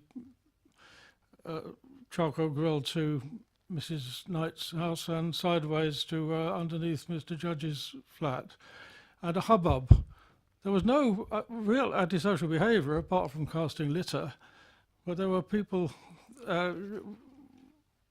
socialising in the street while eating their pizzas, wall to wall, body to body. And that, of course, was just a few weeks after this committee refused permission for being open at that stage. The same night, a bit earlier, I had taken a photograph of the people serving there. So we do have a problem here where this committee's decision has not been respected, although the enforcement officer, once electrified, did have some effect there. You will have seen Councillor Ashfield's comments. This is basically a residential street, which is retail up until 5 p.m. The King's Arms is a pub, and it has licence for doing things inside the pub, and that's completely irrelevant to this application. But the noise and disturbance that's caused to the residents there is unacceptable, and I would ask you to refuse it on the grounds that to protect the amenities of the occupiers of nearby properties. You're being asked here to approve it on those grounds. Those grounds are wrong. It's an inappropriate land use, if you like, for this sort of business to operate in the quiet street it is. So other than that, I haven't any more to say. I'm really not saying any more than I did last time I came here. The committee supported this position before. The occupier of the premises have defied that and then come back with a separate application. So please refuse this application and leave the, oh, well, sorry, there was one point. I did ask for this to be cleared up in the update report. It hasn't been. On the conditions, it's talking about 0300 hours on Christmas Eve and New Year's Eve. That is not the case. That's up to 0300 hours on Christmas Day and New Year's Day. And I said something last time I was here about what parents and grandparents, in my case great-grandparents, want at 3 a.m. on Christmas Eve, and that is not the children being woken up by revellers outside a Pizza Hut. I think actually the nearest children are Councillor Ashfield's, but I haven't heard from them. Councillor, as always, it's good to hear from you. Councillor Westbrook. Yeah, good evening, Councillor Watts. You picked up on Councillor Ashfield's point, which she mentions about the pubs closed long before that. I'm interested in the report, because our report says that the current application has now been submitted with additional supporting information, which refers to other premises in the area in relation to their late opening hours. That sort of leads me to think that they're saying that there's other establishments that are open, apart from possible things like tens, which aren't permanent anyway usually. And I just wonder if you could elaborate on it. Are there any other establishments around the area that you would say have the same opening hours as this? Because that's what it's leading me to believe. So I think the 2003 Licensing Act has been a complete failure, and the idea we're going to have continental conditions, because every owner of premises that provides food and drink has felt the need, in competition with their other competitors, obviously, to go for the maximum. There are opportunities, I mean, that they have bans and so on and so forth. They don't go on very late, but they don't spill into the street, and I think that's the key distinction here. Councillor McCormick. Thank you, Chair. It was just picking up on this Christmas Eve, Christmas Day thing. Is there a similar sort of number of people out on Christmas Eve that late? I mean, I can't really understand why Christmas Eve, Christmas Day, they should want to be open that late. I mean, does Father Christmas need to come and have a kebab in Whitchurch on his deliveries? I'm just perplexed by that. I could understand New Year's Eve, that would, you know, there'd be a lot of people out late at night, but Christmas Eve, I don't understand why. But it's gratifying for me that young people who you might think are liable to be the culprits say to me, why does anybody want a pizza at 3 o'clock on Christmas morning? But it is, it's in the quiet street in the middle of Whitchurch, but at 3 o'clock in the morning it's the nearest place you can get something to eat for quite a wide area around here, I think. It doesn't disturb me much. I'm 200 yards up the road, except when one of them decides to make a new attempt on the land speed record. But this is the middle of Whitchurch. This is our hamlet. Please protect it from... Thank you. Any more questions? Thank you very much, Councillor.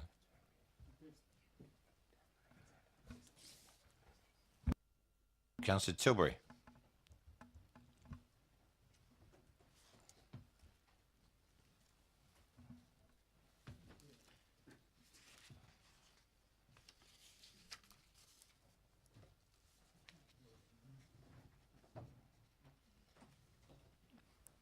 Good evening, Councillor.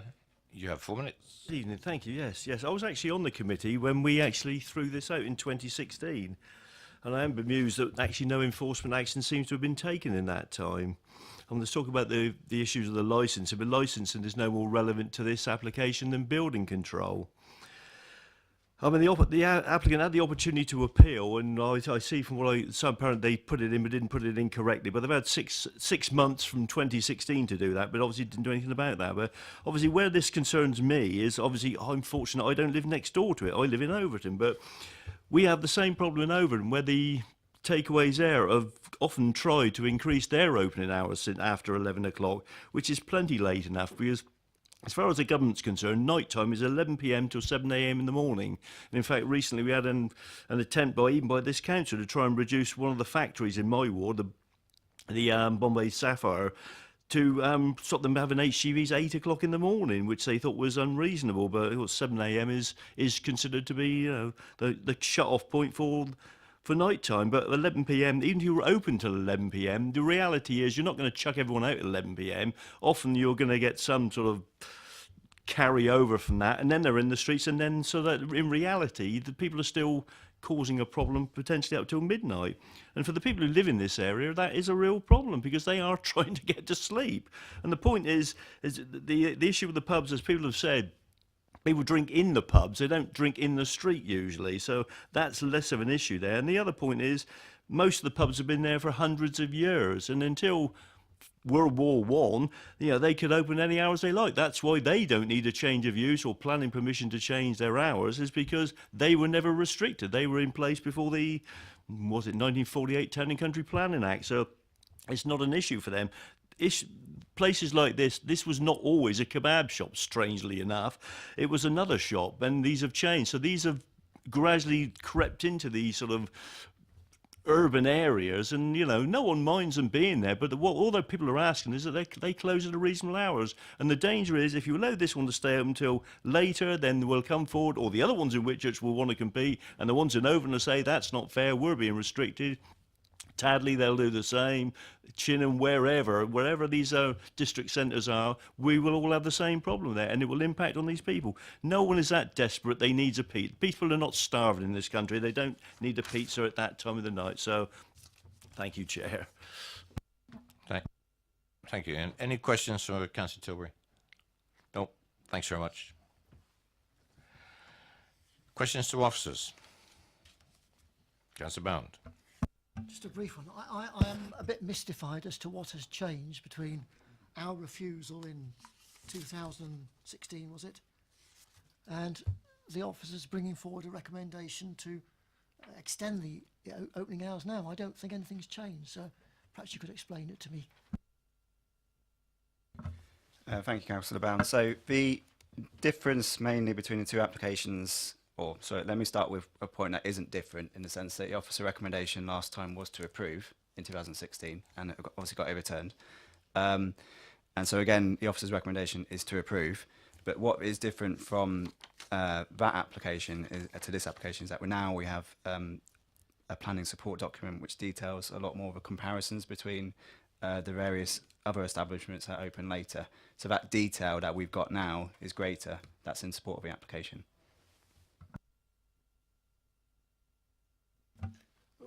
When you say the comparisons, are we talking about the King's Arms opening till 1 o'clock in the morning on whatever it is, Fridays and Saturdays?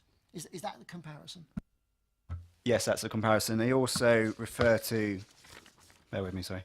They also refer to the White Hart as well as having longer opening hours to 1 o'clock. So that sort of detail we didn't originally have in front of us, and obviously didn't report it to you in the papers. I don't know what the papers said, to be honest, but we have what we've got now. We've got the information in front of us in terms of those comparisons, and the officer's recommendation is still to approve as per the recommendation. So. Councillor Potter. I just want to check with Rob, if I might, really. In terms of the planning support document, as I understand it, it doesn't stop us still making, I hope, as an objective assessment as we feel is appropriate on this one-off application, does it? I.e., we can look at this and say, in the context of this particular establishment, in terms of what it does, the type of customer base it's likely to have at particular times, we can make an assessment about its impact on the adjoining neighbourhood, notwithstanding the fact comparisons can be drawn with other establishments that have similar outlooks in terms of the food that they sell and, you know, the sort of clientele. We can still come to a conclusion on this one-off application. Is that right? Yeah, so for sure, each application on its own merits to begin with. So if you feel as though the proposed opening hours are unacceptable, you can make that call. You're not necessarily bound by what other establishments open by. You can make the decision purely on whether you feel this premises would be suitable to open to the hours that are being proposed.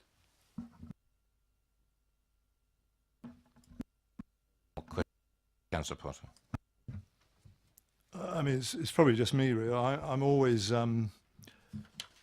somewhat confused, really, in terms of the planning role and the licensing role. It always gives us grief, I think, really, doesn't it? Particularly when it comes to enforcement and the like, really. I mean, I think it is, as Councillor Watts reminded us, in terms of this planning application, it's only EM10, I think, of all of the policies that can be said to apply to such an application. I always wish it was something else, but in terms of EM10, it's whether we feel this has some impact, negative impact, in terms of what might be argued on the neighbourhood in which it is sited.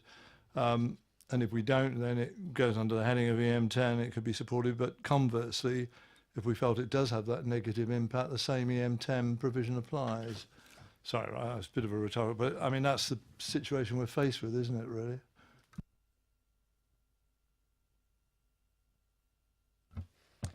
Yeah, that is a situation. EM10 refers to impact on undue noise and disturbance on neighbouring properties. That's what it was refused on last time, and that's set out on page 140. So can I just make the point on that in terms of page 140, in the sense that it does refer to the increase in traffic in visiting the site, etc. So it's talking about some other bits. So you may just want to think about that if your mind is go down that route. I'm not encouraging you to, trust me. But that is what's set out, and that potentially something you consider. But as I said, the officer's recommendation is still to approve, and we feel that the opposed opening hours are acceptable. Any more questions? Nope.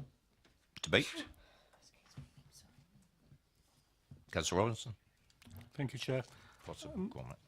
This is a quiet village. It's a conservation area, and why you would want a takeaway establishment where everybody spills out into the street, open until 2 o'clock in the morning.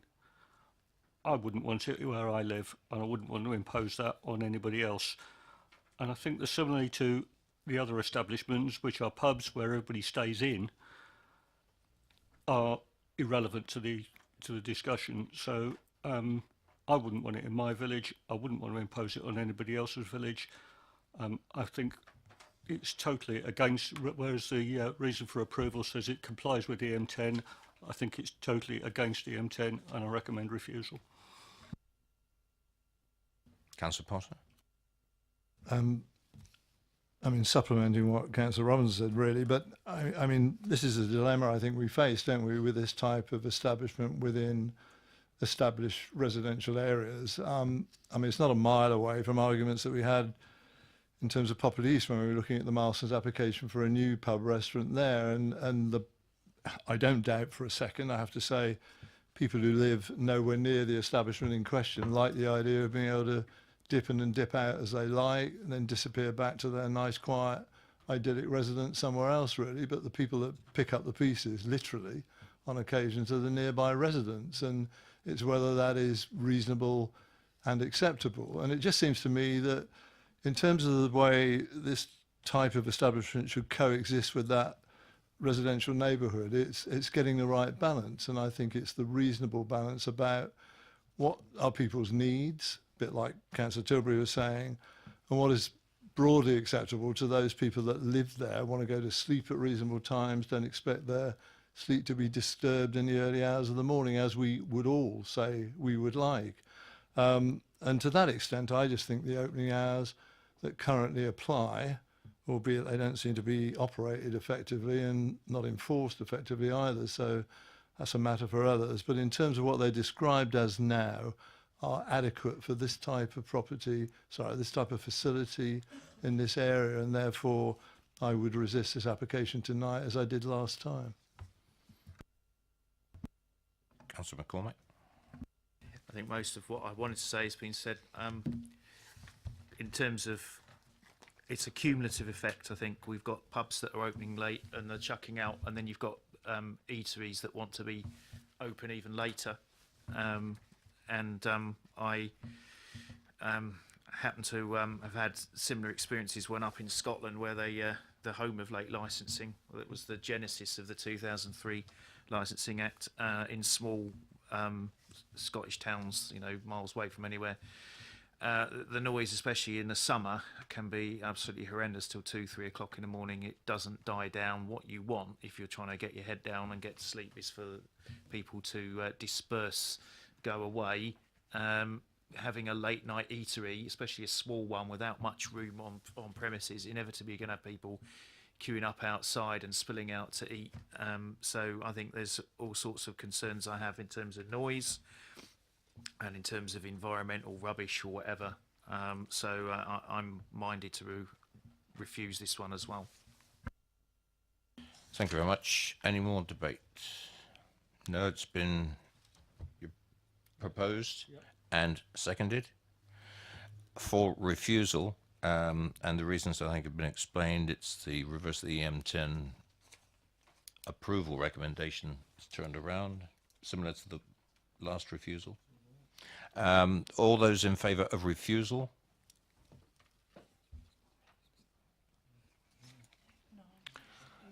Thank you. That is refused. Officers? And probably you'll put it into better words than I did.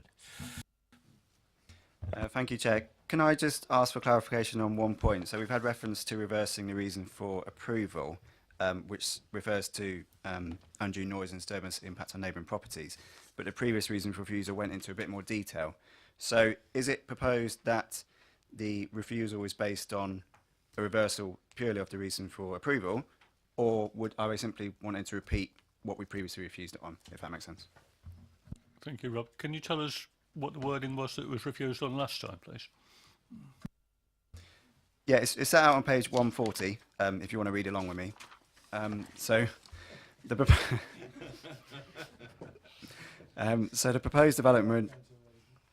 proposed development would cause undue noise and disturbance impacts to neighbouring properties as a result of the following: the increase in traffic visiting the site later, apart from the purchase of food.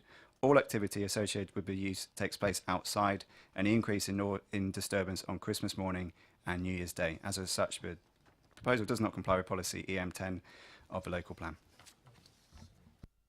I think that's pretty well spot on. Councillor Potter.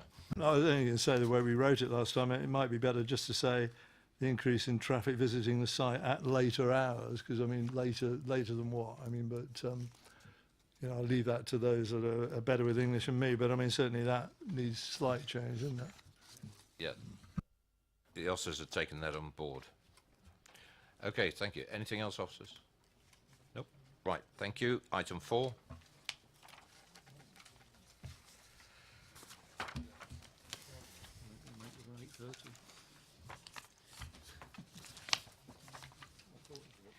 There are no speakers to this. Could I ask Rob to introduce the application? Thank you, Chair. So item 4 is a site at 12 Clapsgate Road, Pamberheath, Tadley. The proposals for alterations and erection of 2-storey extensions to existing dwelling with a detached double garage to the front, and the erection of one number 5-bedroom detached dwelling with a new access. So that new dwelling is located to the east of the existing dwelling to be extended. In terms of an update, there is none. Thank you. Thank you, Rob. I'm going to go questions to officers straight away on this one. No questions to officers? I will certainly do so if there's no debate. I will, from the chair, move the recommendation. Do I have a seconder? Thank you, Councillor McCormack. All those in favour of the application? That is carried. Officers. Thank you, Chair. The application is approved as per the recommendation on page 145 and associated conditions. Going back to item 3, can we put enforcement action to it? Or look at the kebab house?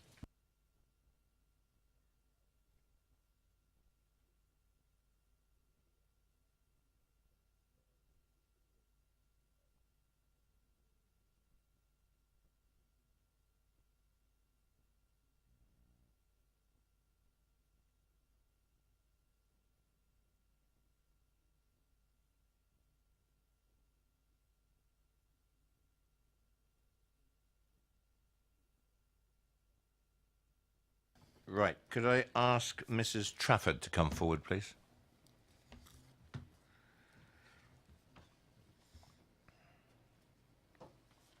Good evening. Could I ask you just to wait a minute and the officers will introduce the item. Could I ask you to switch the microphone off? Thanks.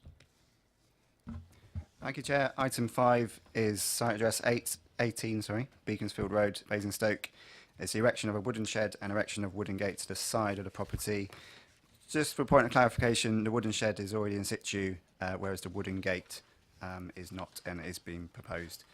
There's no update. Thank you very much. And Mrs. Trafford, you have 4 minutes to speak. Thank you. I'd just like to say the shed in situ is actually a retrospective planning application. Good evening. My name is Mrs. Sharon Trafford. Thank you for the opportunity to speak this evening. Whilst the application states only one property is associated with this application, in fact there are 2 separate flats involved in this property, being Beaconsfield House, discussed this evening. My family have resided in flat 18A Beaconsfield Road for almost 30 years, with 2 previous owners and 3 sets of lodgers before April 2017, as joint freeholder and leaseholder of the property, and we occupy the top 2 floors of the building. The property was built in the early to mid-19th century and has links to Benjamin Disraeli, the first Earl of Beaconsfield and the road's namesake. We have been loyal and respectful custodians of this important historical building, always taking the utmost care to preserve its character and its historical references inside and out. We would like to make a number of points in relation to the planning application being a garden shed which has been placed under a carport.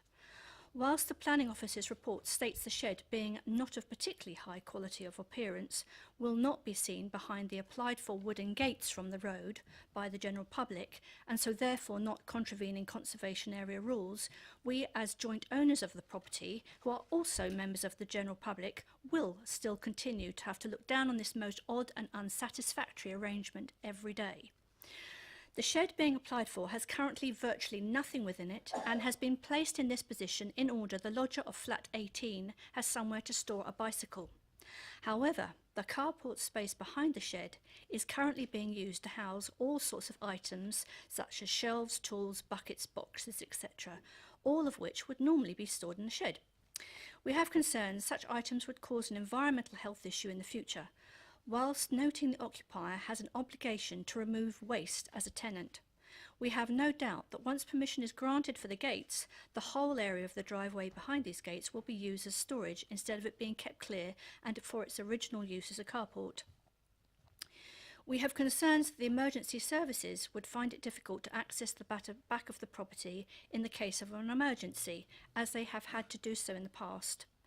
Whilst we are not objecting to the erection of the wooden gates, as long as they do not prevent us from exercising our rights to maintain our property, which is our right and responsibility in order to maintain it.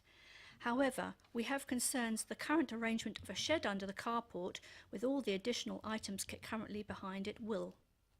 I would like to invite the committee, if they have not already visited the site, to view this awkward arrangement in person. If wooden gates are required to hide the shed placed under the carport in order the character and appearance of the conservation area is kept intact, surely it cannot be said it is in the best place for it. Quote from the Heritage Society, "There are better places than under a carport to place a shed." The garden is of quite considerable size, and there is already a garden shed in the back garden, which could be replaced with a larger one of permitted size and of good quality, as both sheds and carport together are clearly not big enough for all the items the occupier wishes to store. 12 residents have taken the trouble to put pen to paper with regard to this application. The committee will have gathered when reading the objections residents are deeply concerned and clearly unhappy with the decline of the property's appearance as a whole in recent months, and are worried that the new owner is not embracing the notion and overall ethos of preserving a historic property in a conservation area, as changes were made without any application, consultation, and only retrospectively applied for once complaints were made. The owner has a duty to protect and maintain the freehold to maintain the value of both properties. Additions and changes to the front of the property have been made without care and respect for the property's age and overall appearance. You have less than half a minute. But unfortunately, we understand the planning committee does not have any jurisdiction over these other additions. To quote another objector, "We find it sad that people choose to buy a property in a known conservation area but then have no regard for maintaining the integrity of their property or the area. Should our aim not to be to preserve what little history is left in Basingstoke, especially when so many residents do so despite the added time and cost?" Thank you. Thank you very much. Any questions for the speaker, please? Nope. Thank you very much. Councillor Richards.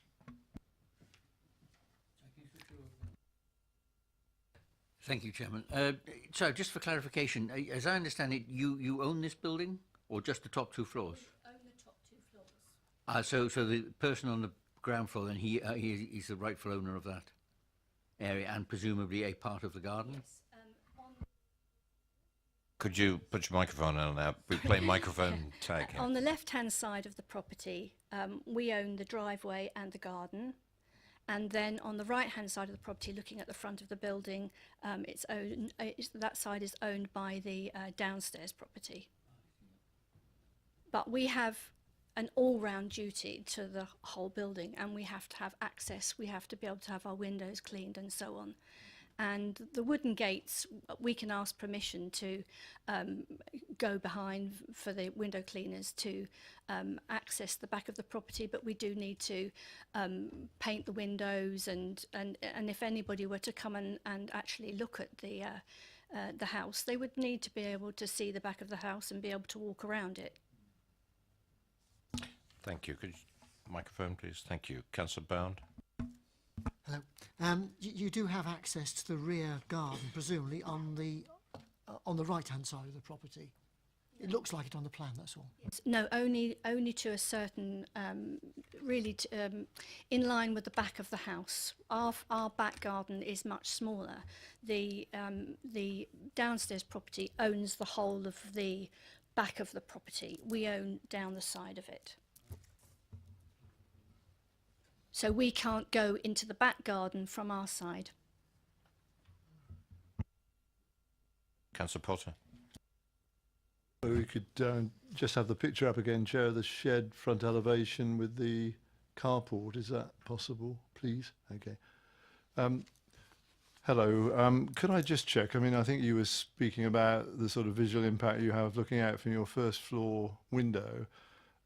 With it being under the carport, I mean, what do you actually see? Can you see the shed? You're saying you see it through the carport, are you? No, the shed is at the front of the carport and our kitchen window. And when you live upstairs, views from your window are very important because you don't have the opportunity just to walk out into your garden. So you know, the views out of your windows, particularly a kitchen window, and the height of the kitchen window is lower than my waist, is very important to me. And yes, we see the shed under the carport every day, and lots of other items.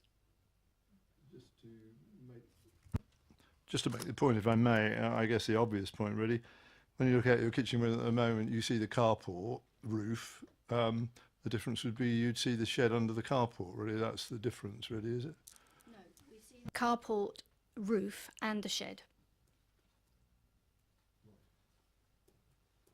And the front of the shed.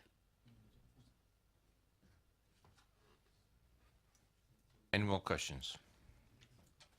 Councillor Robinson. Thank you.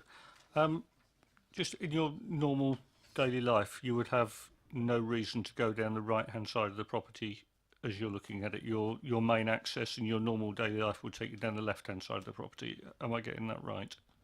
Yes. Any more? Thank you very much. Thank you. No more speakers. Questions to officers? Nothing. Debate?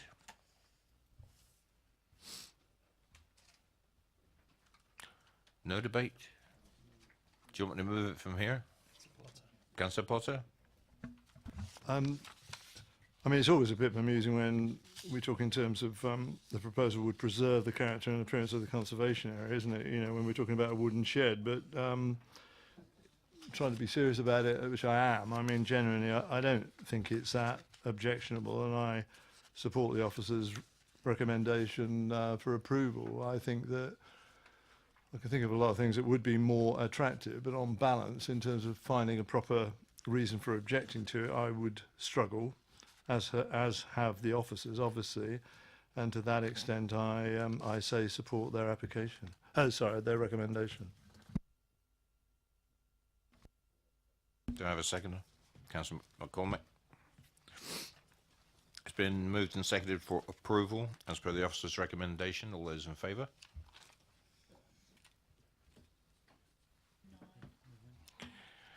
That's approved. Officers? So the application is approved as per the officer recommendation and for the reasons set out on page 163 of the agenda. Move on to item 6, and if I could ask Mr. Taylor to come forward, please.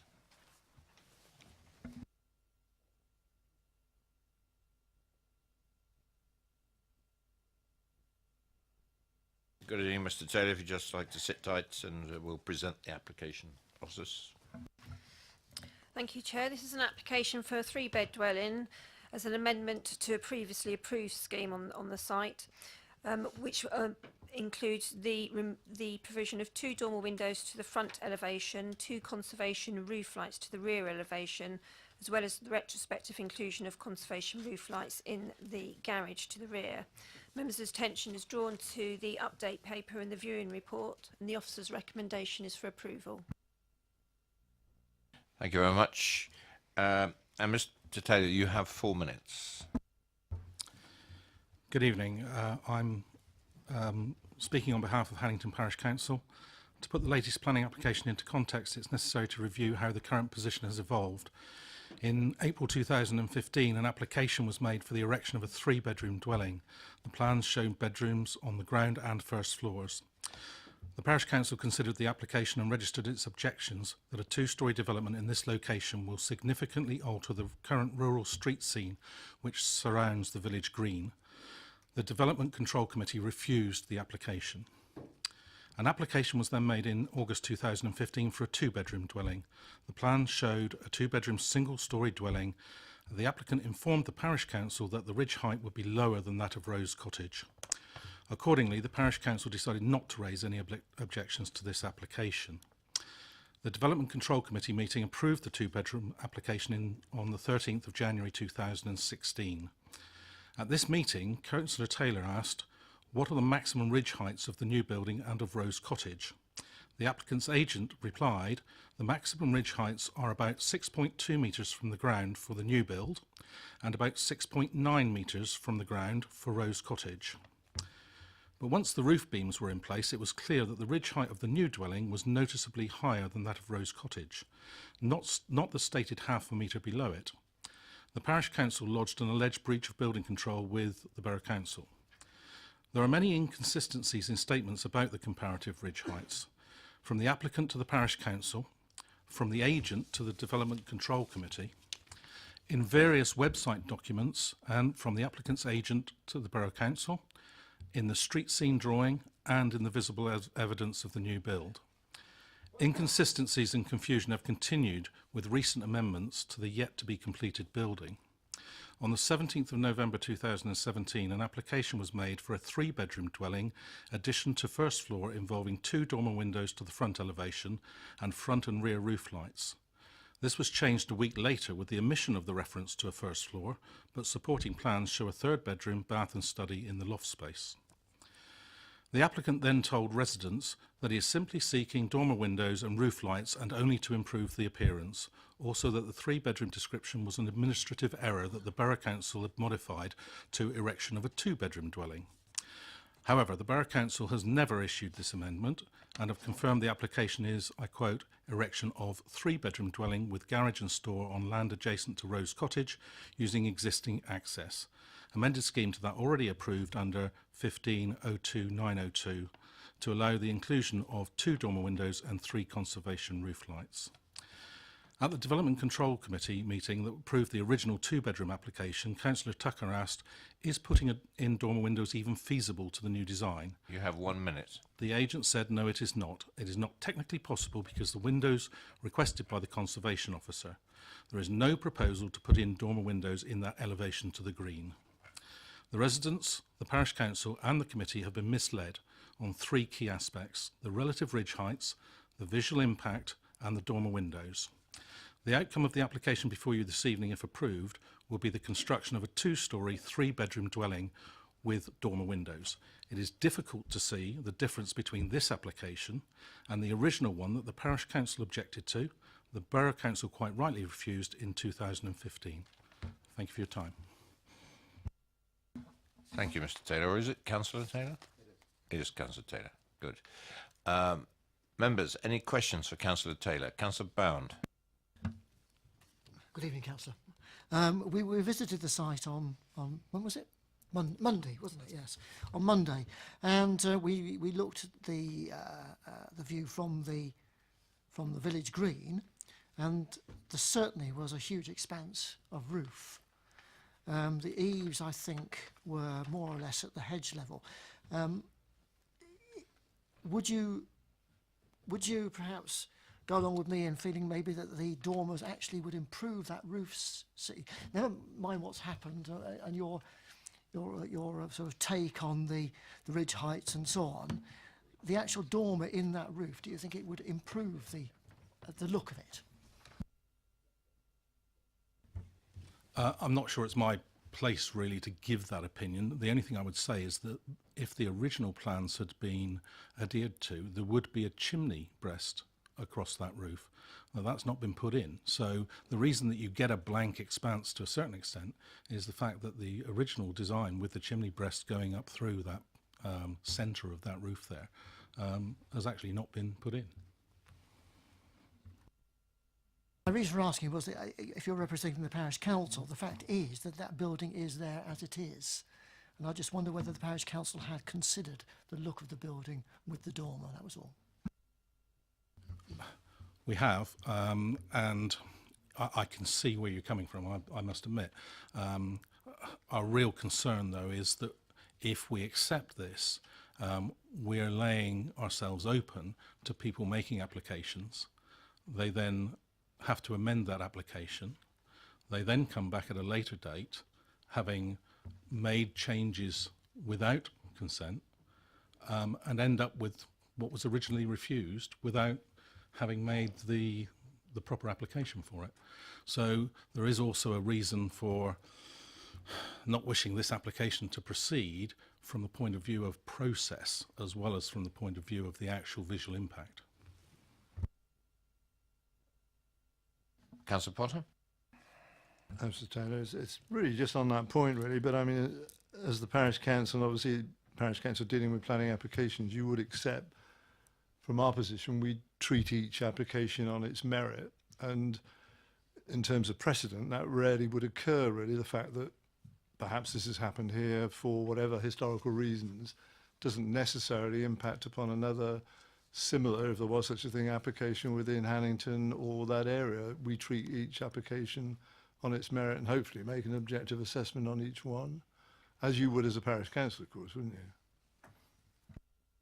Absolutely. As a parish council, we have a set of rules that we deal with planning applications on, so that we can be as objective as possible. You know, the fact of the matter is that if that property was built to the original design, then we wouldn't have a problem. We've got a situation here whereby it's not been built to the original design. It's now proposed to be amended and effectively to go back to the design that was refused in 2015.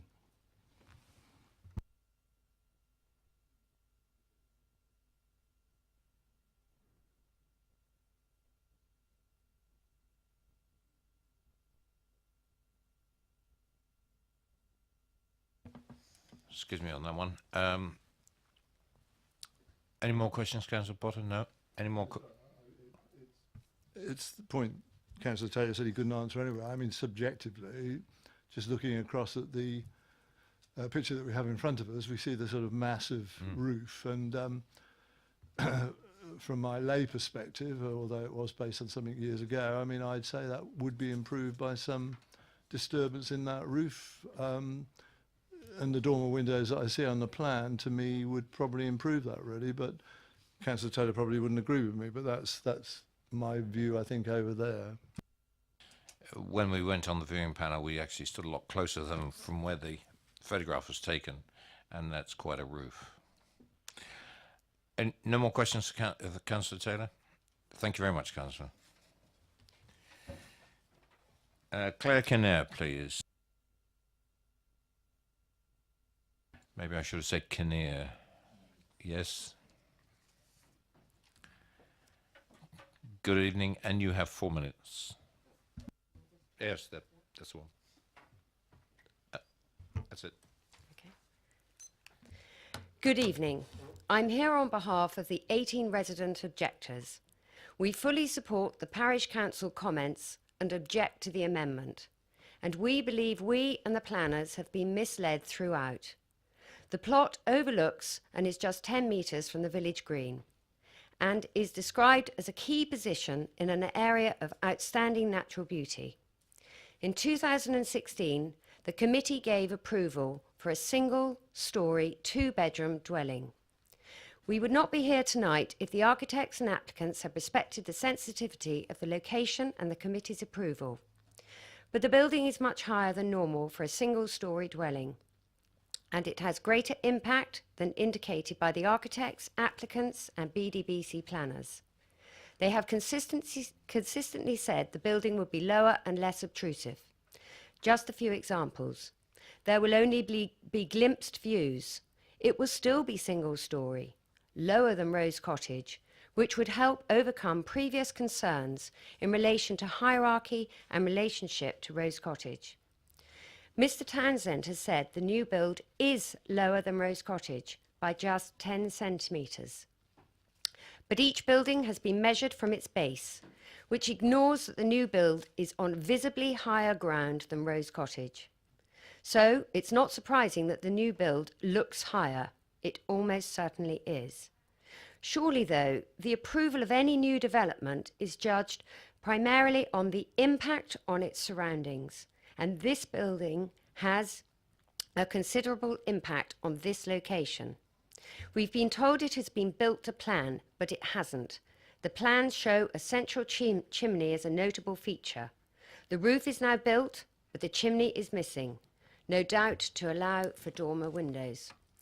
The applicant says these are simply to improve the roof appearance, something the chimney would have achieved. All those involved were originally content with the roof. The architects designed it, the applicants approved it, and the planners assisted. The applicant explained, the roof as you see it was specified by BDBC, so if it's not your taste, I'm sorry, but it was requested by them. Of course, BDBC did not know the chimney would be omitted. The architects have had to submit retrospective plans for variances between the now built garage and original plans, so it seems they work on the premise of implement first and apply afterwards. They have also cited as a precedent a recent approval for dormer windows near the green, but this is highly misleading. It is for an existing bungalow extension that will be lower than the new build, is 4 times as far from the green, in an entirely different aspect, and behind existing buildings. You have and, 1 minute. as you heard earlier, the architect categorically told your committee that dormer windows could not be incorporated and that there were no plans for them.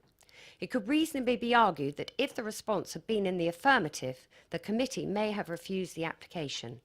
We object because the building is more dominant and obtrusive than had been indicated, and dormers will make it more so. This development has been progressed in a way to achieve a result previously refused by the committee. The solution should be a reduction in height to that normally associated with a single-storey 2-bedroom bungalow, or implementation of the approved 2-bedroom application with central chimney.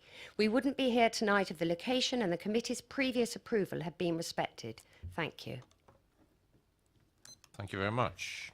Could I ask you to turn the microphone off, please? Thank you.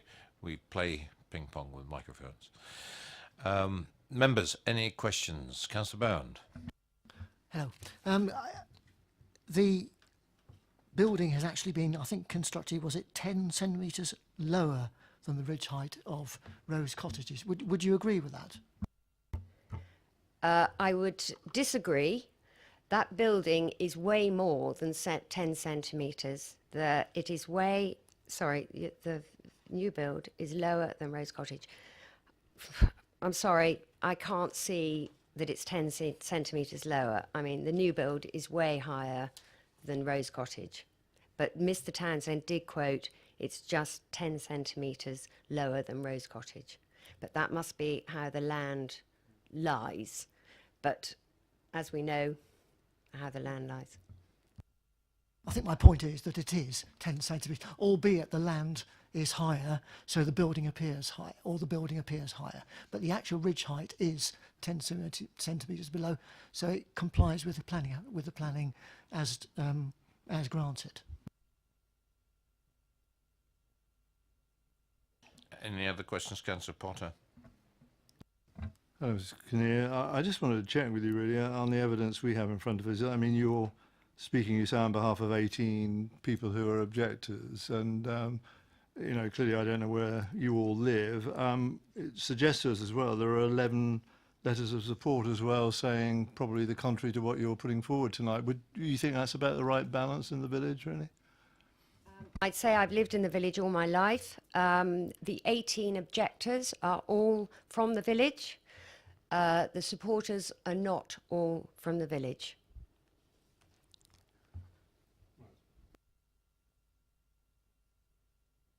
Any more questions? Thank you very much. Mr. Laster.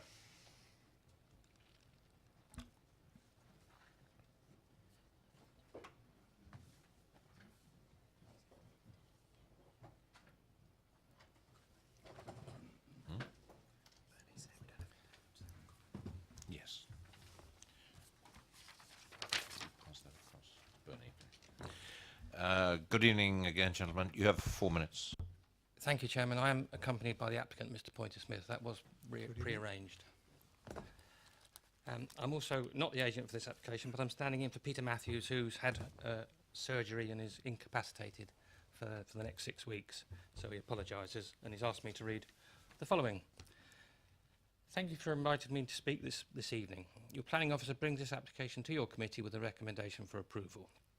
The background to this application is that the original scheme was amended to reflect the style of Rose Cottage by introducing a barn hip roof, window arch elements and an open style porch, all requested by your Conservation Officer John Willits and approved by this committee under application 15092902. The new dwelling has been constructed in accordance with that approval, save for the chimney, and your enforcement officer has checked the dwelling height, and your principal planning officer has confirmed in writing that the dwelling is built in accordance with the height approved by this committee. The ridge line of the new dwelling remains lower than that of Rose Cottage and substantially lower than that of the dwelling known as Lark Hill, which fronts onto Ibworth Lane, and also of the dwellings fronting onto Hannington Green. The angle of the new building and the barn hip introduction to the roof, requested by your conservation officer, together with the slightly rising land, give the misleading impression that the dwelling is higher than Rose Cottage. The application is to provide 2 dormer windows and 2 rear conservation roof lights in a roof space that, after it was built, was found to could accommodate a carer for my clients in their later years, should this become necessary. This extra space is allowed under permitted development upon occupation of the dwelling, and this form of proposal is in line with central government advice on providing for lifetime homes. In recommending approval of this scheme, the planning officer confirms that the proposal would sufficiently integrate with the existing character of the area, would preserve the landscape setting and the character and appearance of the conservation area set in this AONB. Thank you very much. Questions to the applicant? I have one. Why wasn't the chimney built? Originally, we were going to have an Aga, but we decided to change the layout and not have an Aga. And if you haven't got an Aga, you don't need a chimney. Yes, I understand that because I grew up with an Aga. I know exactly what you mean. Any more questions? Thank you, gentlemen.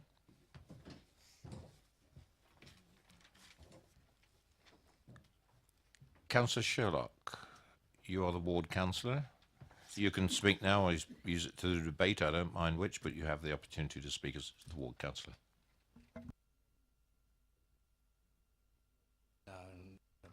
You have 4 minutes. Thank you. When this was first mooted as a plan, I gave it my full support, and contrary to my then co-councillor Cathy Ostleton, who didn't think we'd get it through, but we got it through, and we envisaged a nice little bungalow, 1-storey, comfortable home for the applicant to retire to and downsize.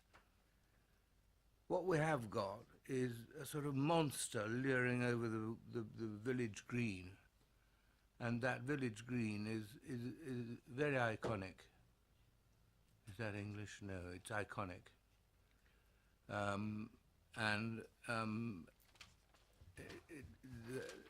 It is a gem within the Basingstoke and Dean borough, and it seems a terrible tragedy that we've ended up with this. The situation of putting in windows to improve it, I have a lot of sympathy with, but I really think that this business of the height is extraordinary. We talked about the ridge line, and a ridge line is horizontal. It's not vertical. And if you take the ridge line of that of Rose Cottage, it slices the top off the new build. And I also think that we were given an undertaking that it was unfeasible to put in windows. It was quite categorical that it was impossible because of the type of the roof, the hip barn roof. So I think I would have questions to you to the officers about the height and the availability of windows. Thank you. Thank you, councillor. Any questions for the ward member? Nope. Questions to officers? Councillor Robinson. Thank you. Probably a question for Greg. Are we in a situation where we could say, because this is conservation area, this was designed and got approval with a chimney to break up that expansive roof? It's not been built with the chimney, therefore it's not built as per design, could we, if we decide to say we want to insist on that chimney being reinstated or instated, to break up that roof? No, the application that's before you is for the design that's before you with the dormer windows. If there was a matter to be raised in respect of going back to the old permission and the installation of a chimney, and there was a question mark over whether that was a breach of the conditions of that earlier permission, and that's something that would have to be looked at through an enforcement complaint investigation through that previous planning permission, rather than as part of what's before members to consider and debate tonight, which is the application that you've got before you for the amended scheme without the chimney and the 3 windows. Okay, thanks. Yeah, appreciate that. But if we said no, we don't want these windows, and we then went to enforcement and say this has been built incorrectly to the plans, we would like to see the chimney put on it as per the plans, what would happen there?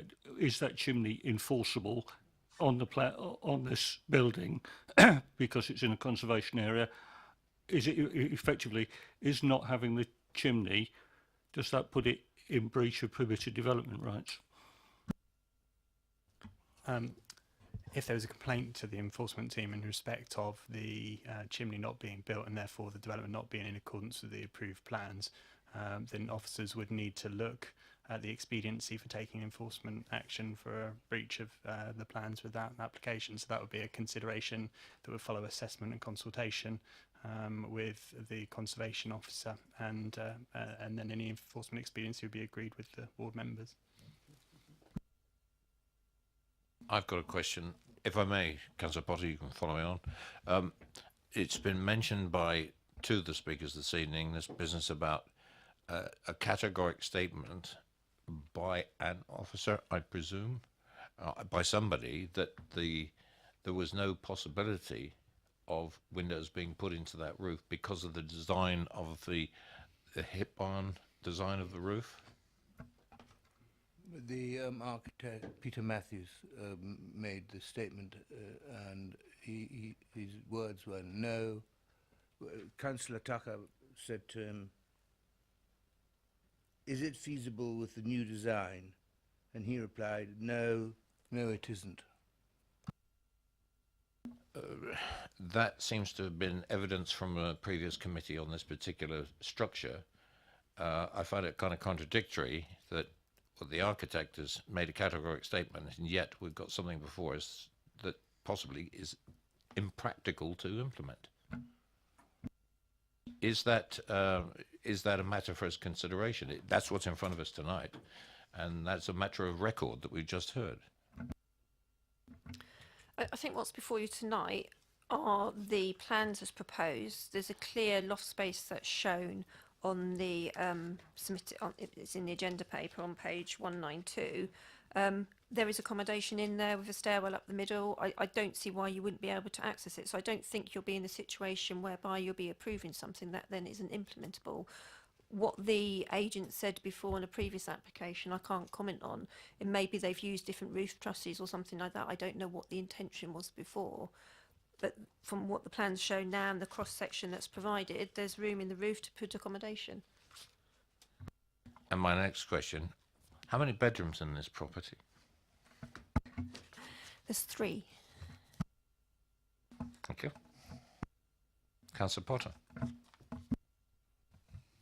I mean, it's nearly always possible to put a dormer window in a roof. How feasible it is to make that useful and effective in terms of the space behind it is another thing. You have decorative dormers, to be frank, but I mean, I wouldn't think they're provided very often. But I think trying to be sensible about this with the best foot in the world. And I remember I was involved, obviously the same as you, in terms of the previous application.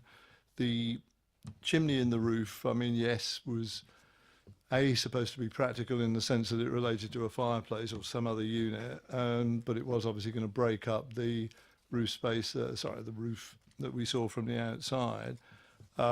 we've heard the logic behind that, and that often happens, it seems to me, in terms of a planning application well intended in the first place. In terms of what we've got now before us, I think we judge this on its merit in terms of the appearance which will flow from this. And again, subjectively, design's a very personal thing, isn't it, really? If I look at that and I remember my original site visit, it is an expansive roof, inevitably with a pitch of that sort. And I think it would be improved by the insertion of a couple of dormers. That's the fact of it. If we're looking at really, I hesitate on this really because everybody is really proud of their own dwelling, aren't they, really? But if you look at the property on the left there, what's that, Lark Hill? I mean, in terms of winning an architectural merit design, I mean, I rather doubt it's somewhere up there with the top of them, isn't there, really?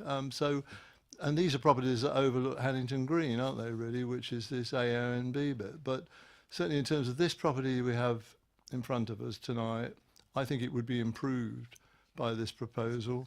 And I support the officer's recommendation, which is pretty clear from what I've said.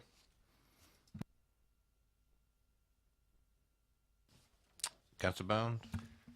I can't really add anything more to what Councillor Potter has said, and I would second the motion. Yes, Councillor Westbrook. Yeah, I remember going to see this original one, and I distinctly remember that yew hedge, which is still there, I'm pleased to say. But the reason for approval by the officers here is with respect to the character of its surroundings and in terms of its street pattern. And we often see that. Now, I can understand what Peter was saying about Rose Cottage, but as you know, Councillor Potter's picked up on Lark Hill. If you look at the whole street scene there, I mean, the only thing that does spoil it is the expansive roof, and I think with the dormers put in there, I think it would be acceptable, and I'd support it too. Councillor Richards. Yeah, thank you, Chairman. It's already been said that the village green at Hannington is iconic, and it is a very beautiful piece of ground. We've heard from the parish council and from residents of the village that they don't think that it would improve the view of the building if you put in dormer windows. I mean, my feeling on this is that I can sit here and say, well, because it's a very subjective thing. It's a very subjective thing. I don't live in Hannington. I am not going to have to sit, walk across the green every day and say, oh gosh, that's awful with dormer windows, or that would be better with dormer windows. I mean, I won't come back to this again. I mean, I do occasionally go to the Vine in Hannington, so I have some passing interest in going through the village. But to me, I respect, in this case, I think what the residents' point of view and the parish council point of view, because as I say, they are the people that are going to have to live with it, and if they're happy with it now or feel that it's by putting in a dormer window you wouldn't improve it, then that's their opinion, that's their judgment, and I would respect that. Okay, that's what I have to say. Councillor Robinson. Thank you, Chair. I think everybody's agreed that the roof as it stands is not acceptable. So we've really got to, and it needs breaking up in some way. Putting dormers in will break it up and will improve it. The other way to go is to say this wasn't built in accordance with the plans, it is a conservation area and there's no permitted development rights, so we could say, no, we don't want the dormers, let's go back to enforcement and get the chimney put in there to break it up. I must admit, I'm torn either way, so something needs doing, but I'm not sure which way, but one or the other. Councillor Bound. I've got a question for the officers, really. I mean, could we actually say that you've got to put the chimney in because it was in the original application? It would seem amazing to me that you could, but well, as we mentioned before, that was something that was part of a previous application. So any consideration of that would need to be generated from an enforcement complaint, and then would be part of an enforcement investigation at the suggestion that the proposals didn't comply with those conditions, and that would need to be assessed by the conservation area, by the conservation officer, and by the enforcement officer, and a recommendation made there if it was found to be harmful without the chimney, and it's not really a matter before us, because what the matter before us is the current planning application with the insertion of those 2 dormer windows there, which is, as we can see, is recommended for approval by officers. Councillor Goodison. Thank you, Chair. I'm actually rather disappointed that we're going on and on about the chimney, because my view is that if we put a chimney up there, it would look even worse than it does at the moment. And I'd prefer to see 2 dormers. Any more? Councillor Westbrook. Yeah, just picking up on what Councillor Robbins said. I mean, the conservation report comment here says there's no objection, so I'll just worth noting that, I thought. It's been moved and seconded for approval as per the officer's recommendation for the insertion of 2 dormers, just to remind you. And I think there's 1 other window. There's 3 windows involved in this application. All those in favour of approval?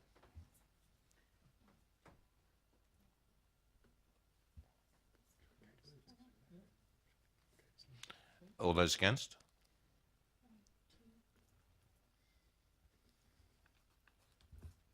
And I'll abstain.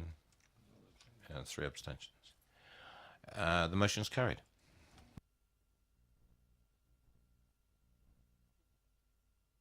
Officers? Thank you, Chair. Just to confirm that the application for 2 dormer windows and 2 rear conservation roof lights, as well as the conservation roof lights in the garage, has been approved. Thank you very much. I'm going to move straight on to item number 7. Mr. Turner and Mr. Bushnell, please.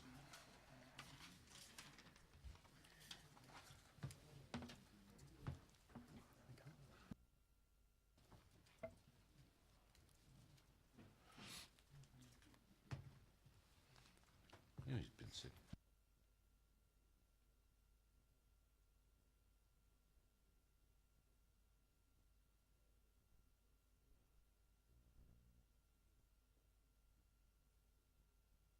Good evening, gentlemen. Just like to take a seat. The officers will introduce the application.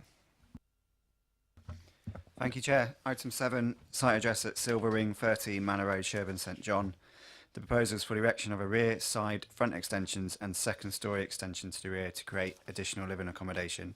The application is recommended for approval. In terms of update, summary of the viewing panel, Parish Council comments, making comment on the amended plans that are before you tonight. So outlining their objections again. And there's also clarification that proposed garage extension, so extension to the existing garage, would come forward of the existing garage. There was a clarification on site that it may have gone to the rear, but to clarify, the garage extension comes forward and then joins on to the proposed 2-storey extension. Thank you for that, gentlemen. You have 4 minutes between you. Good evening. My name is Malcolm Turner. I live at 15 Manor Road. I would like to read a statement on behalf of my neighbour who is unable to speak to the committee due to health problems. My name is Malcolm Bushnell and I live at 11A Manor Road, a detached bungalow to the north of the application site. It is very important to realise that because my property sits considerably lower than the proposed development, the size and height of the planned building will be far greater when viewed from my bungalow and garden. I would like to point out that the planning application has been misrepresented in 4 significant respects. Firstly, the site plan is inaccurate and misleading when showing the size and scale of the proposed building. In fact, the development is even larger than it appears, since it is only 0.9 metres from its northern boundary and not the 2 metres as shown in this particular drawing.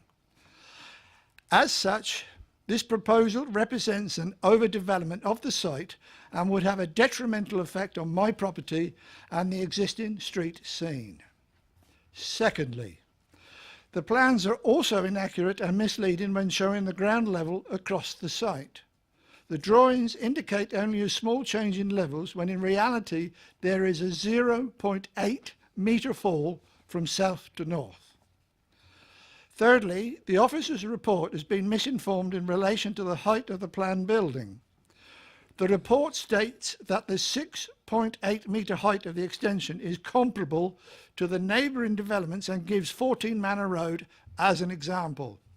In actual fact, the height of 14 Manor Road is 6.2 metres, the same as the existing bungalow on the proposed site and consistent with other two-storey buildings in the area. Lastly, the officer's report has also been misinformed with regard to the change in ground levels between my property and the planned dwelling. Although it correctly states that there is a fall of 0.8 metres across the proposed site, it completely ignores the fact that there is another steep fall of a further 0.8 metres on my side of the boundary. When this is taken into account, there is an overall drop of 1.6 metres between the two properties. This difference means that the proposed extension would be a massive 8.4 metres above my bungalow, and therefore similar to living alongside a 3-storey building. The dominant physical presence of such a building would be extremely overbearing and visually intrusive. It would result in an increase in overshadowing and considerable loss of daylight entering the south-facing windows and the glazed door of my property. In conclusion, I believe that due to its size, height and close proximity to my property, the proposed development would have an unacceptable, overbearing impact which would be detrimental to my residential amenity and would also cause harm to the existing street scene of Manor Road. I therefore strongly urge the committee to refuse this application. And I've only got 40 seconds left to make my views, I know. But my view is it is simply too large. My concern is that the gentleman applicant has designed it not only as a dwelling but also as a business premises, and therefore it is overly large. I would like to see it greatly reduced before I would be happy with it. I thank you for listening to me. And I'll thank you for presenting that. Thank you very much. If you turn your microphone off for me, please. Thank you. Members, any questions? Councillor Bound. Could I be clear? Good evening. Could we have the plan up as we see on page 207? That's the one. That the objector's objection is to, he would see the bottom right-hand side. Is that right? Yes. Okay. So there's a gap. There's the extension with the sort of barn hip.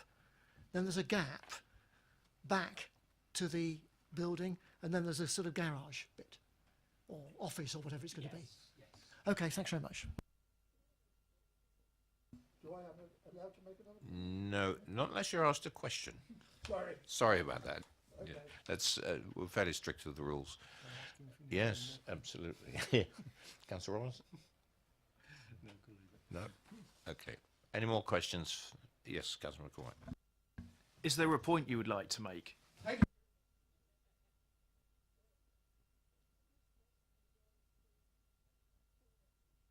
Two on either side. Oh, sorry, do beg your pardon. It resides between 4 others, 2 on either side of it, which are all single story.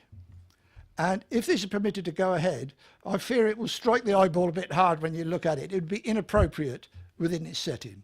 Thank you. Thank you. Councillor Bound again. There's one other thing. From your glazed windows, if you like, there is a fence, is there not, between yourself and the building next door? Yeah, quite a high fence. So you'll actually be seeing the top of the extension rather than the whole of the extension.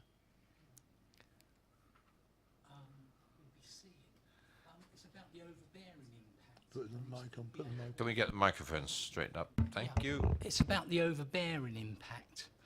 And so, obviously 8.4 metres and a 6-foot fence, there would be a great deal of the building that would show above the fence. I'm just trying to get your view of it, that's right. Okay. Anything else for the gentleman? No. Gentlemen, thank you very much. Councillor T. Robinson.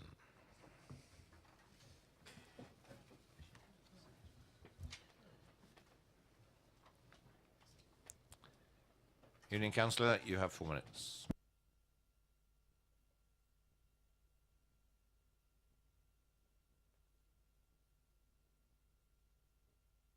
Thank you very much, Chairman, and thank you members for considering the application and taking the time to visit the site on Monday. This property or this application is set on Manor Road. It's a road with a number of larger plots, some with extensions, but this particular part of Manor Road is very clearly defined by the fact that there are a number of bungalows in this area. There are a lot of bungalows in this area, and I do believe that this proposal would have a very overbearing nature on the site. As such, the Parish Council, residents and myself have objected to the proposals. There is a previous application on this site which was refused. We do not believe that the application has changed substantially from the refusal, which I believe was last year. Perhaps the officers could confirm that.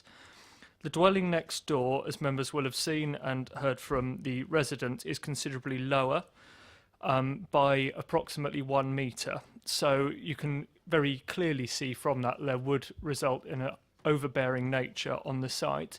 If officer could scroll briefly to the site plan, which was the original one which came up on the thing. Keep going back. There we go. No, forward one. There we go. So I think that one demonstrates quite well how the proposals would be out of keeping with the other properties on that part of Manor Road. We've got the smaller bungalows in that area, and you can see very clearly that the built form of the development would extend beyond the front of the site at present, and equally the part to the east, if I get my bearings right, extends further back, and as such residents have raised concerns both on Manor Road and in Tyfield. As such, we believe it is out of keeping with the other bungalows in this part of Manor Road. It is a substantial 4-bed property that this application would seek to create, and that's not in keeping with the existing properties and equally not in keeping with the Sherburn St John adopted neighbourhood plan. So I would urge you to refuse the application. Thank you. Questions for the ward councillor? Letting you off lightly. Thank you very Makes much. a change, Chairman. Questions to officers? Councillor Westbrook. I just wonder if we have a street scene at all to get a feel for it. I don't think there is one, is there? There's not one in the report. No, there isn't a street scene, so we just have to. The best guide we got is the proposed elevations, which we'll bring up to in a minute. But there's no street scene being provided by the applicant. There's a comment from the viewing panel. You go onto that road. It's a road full of bungalows. Sorry, Councillor Potter. Just want to get my height, right in terms of my understanding. I mean, we're clearly saying, aren't we, in the report, the resultant height of the proposed dwelling up to the ridge line would be 6.8 metres. We, I think, are confident of that, aren't we? And if we are, it says it's comparable to neighbouring development. Obviously, can I just be sure? I'm sorry if I'm not looking at the report right. Exactly what are we comparing with what when it comes to ridge heights there, please? If I can just get the location plan up for a minute and then refer you to the screen in a second. So when officers referred to comparable examples, we already heard that number 14 has had rooms put in the roof and a raised roof.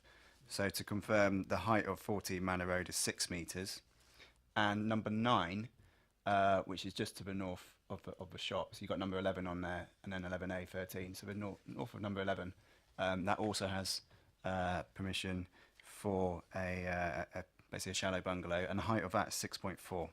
So in terms of that, that's where the comparisons come from. Councillor Potter.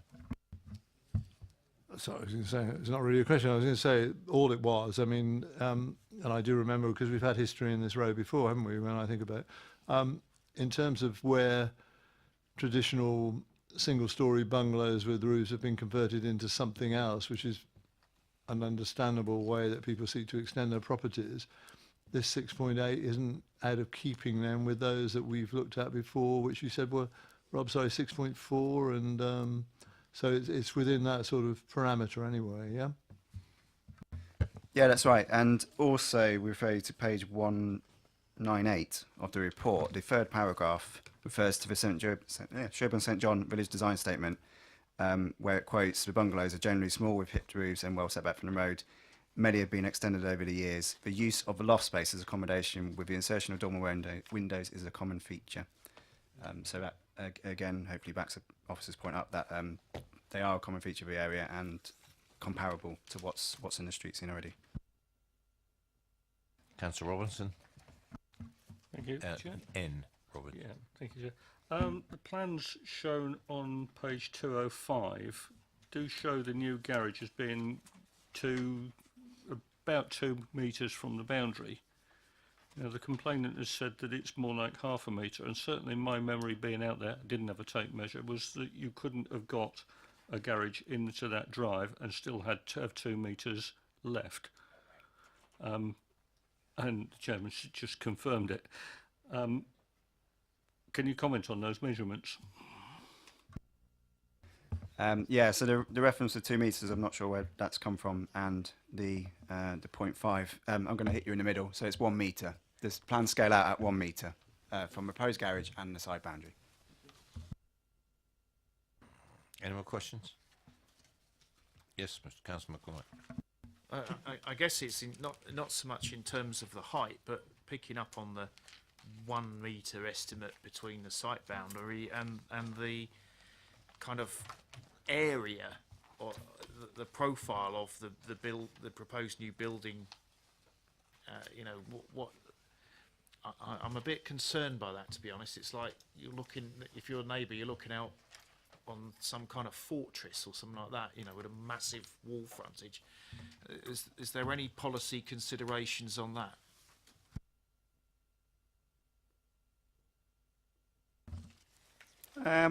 So it's an interpretation of the policy. So policy EM10 obviously seeks to protect neighbour amenity, and one of those things is whether development is overbearing or I think the speakers mentioned that was one of the concerns, loss of light and being overbearing.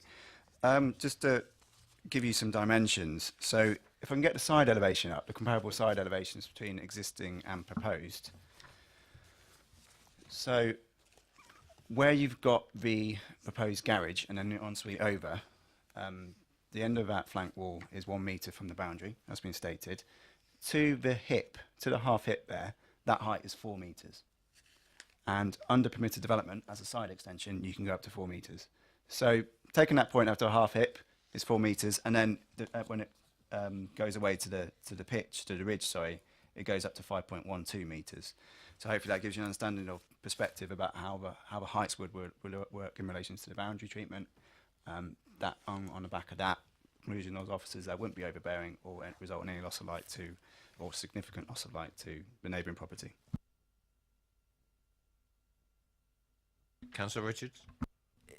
Just to confirm, because I mean, I was, as you know, at the site visit, and I did get the impression, I have a very clear impression that will be absolutely overbearing because it comes so much closer and so much higher, and it's on, it's up the hill, as it were. So the impression is that it would absolutely be smothering that other bungalow. More than that, if I've got my orientation right, can you confirm that that is on the southern aspect, the south aspect of the bungalow below it? So in fact, from a point of view of knocking out the sun and all that sort of stuff, you know, it's really gonna cause an obstruction to the light. Yeah, so to confirm, and as stated on there actually, so that side elevation which will be faced by 11A is a northern elevation, so it would face the southern elevation of the neighbour. The officer report mentions you've got a boundary fence there, and then you've got a level difference, and then you've got obscure glazed windows as we saw on site. So they're not habitable, the main habitable rooms at the back of the house, and so there wouldn't be this significant amount of overbearing impact or overshadowing loss of light to that neighbouring property in our view. It certainly wouldn't generate a reason for refusal without straying credibility for that to be a reason for refusal. So officers are minded to state that whilst acknowledging that's an impact, it wouldn't be significant. Councillor Westbrook. Yeah, I wonder if, Chair, we got any comparisons to the previous application that was in July, floor plans and bulk size?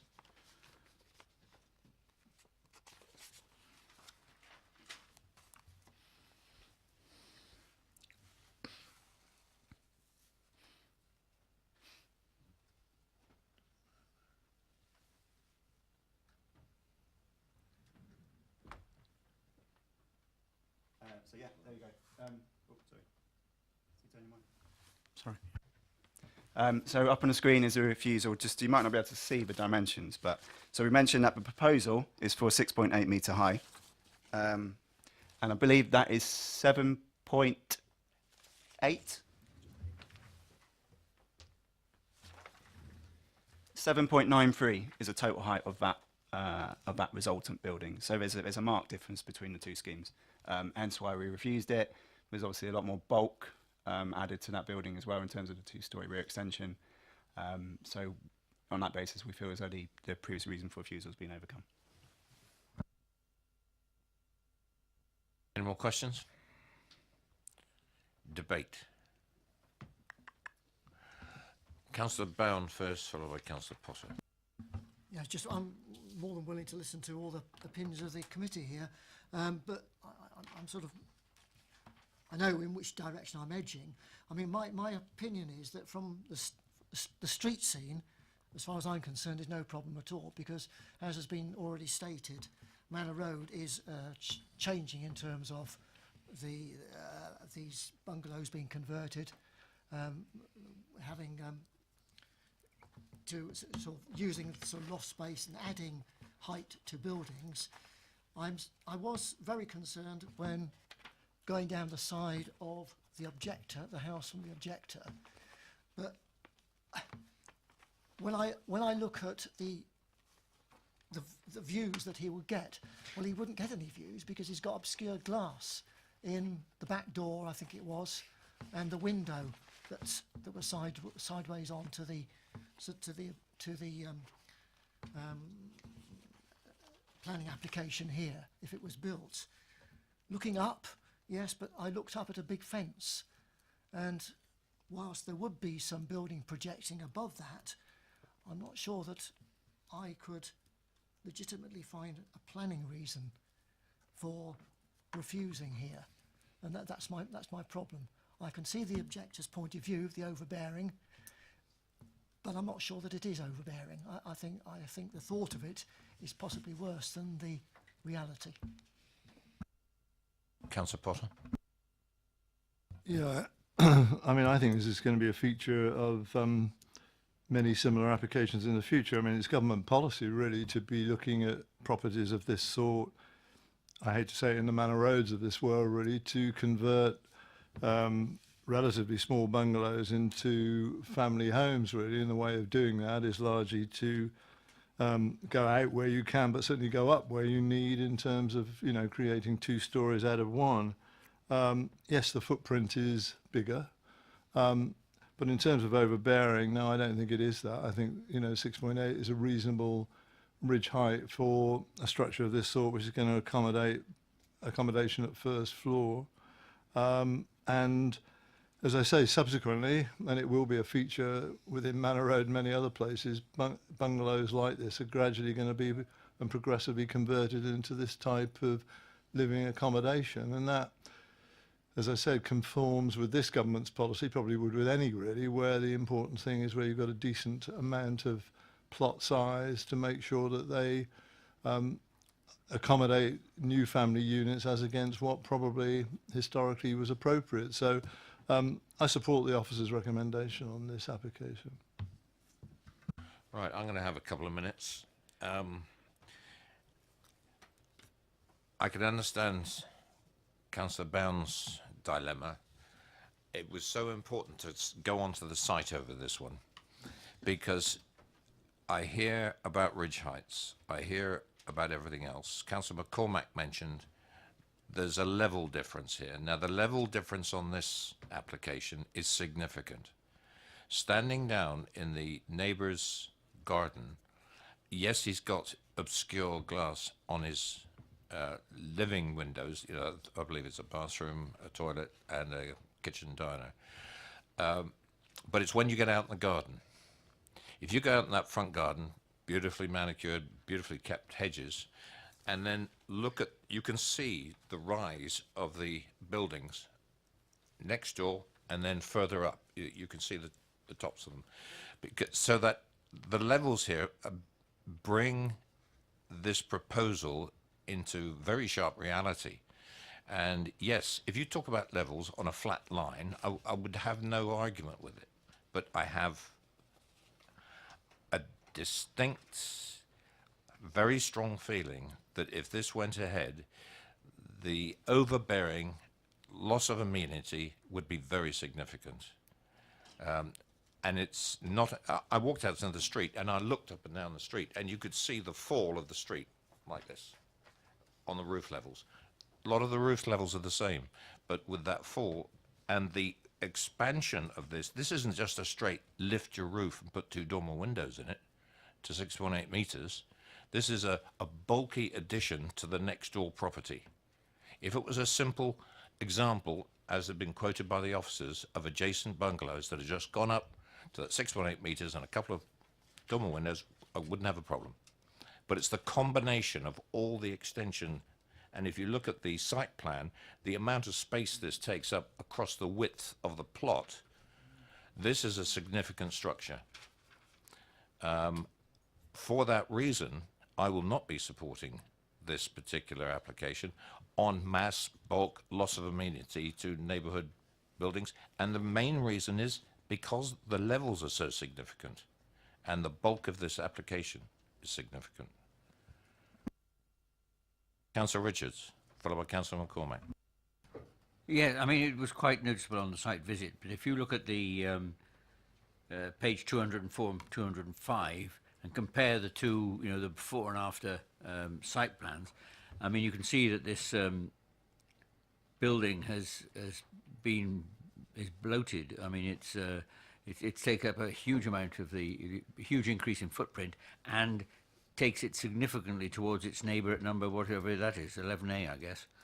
And I have to say, walking down that little alleyway alongside that'll be what, the south-facing elevation of 11A. Sure, there was a fence there, but it was. I mean, you'd be very, very close. I mean, it was just. You know, for me, it is quite clear, having been there, that it would just be too overbearing, and I mean, I would hate that next to me. I would. Yeah, that's my opinion.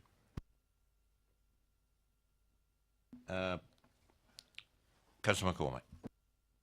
Yeah, it's tricky, this one, isn't it? In terms of ridgeway heights, it's right on the limit. The bungalow maximum roof height is 6.2. This is 6.8, which is a marked improvement from 7.8.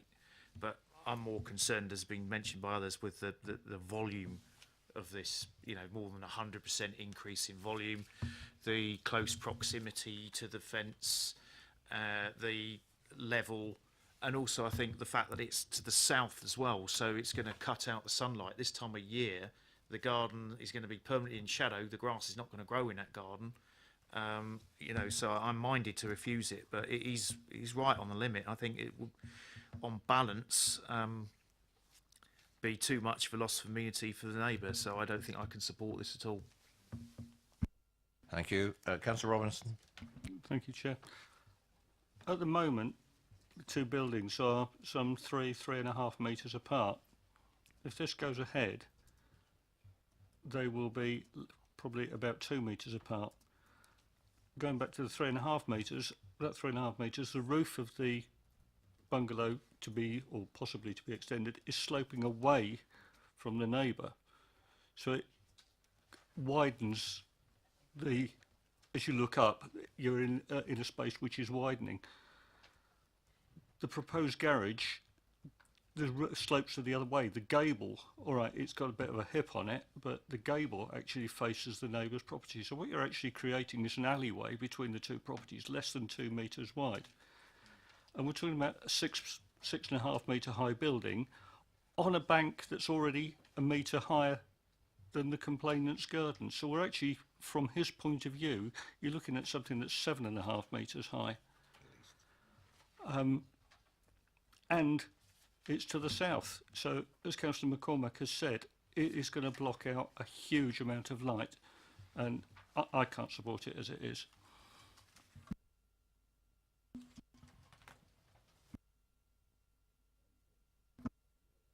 Anybody else comment?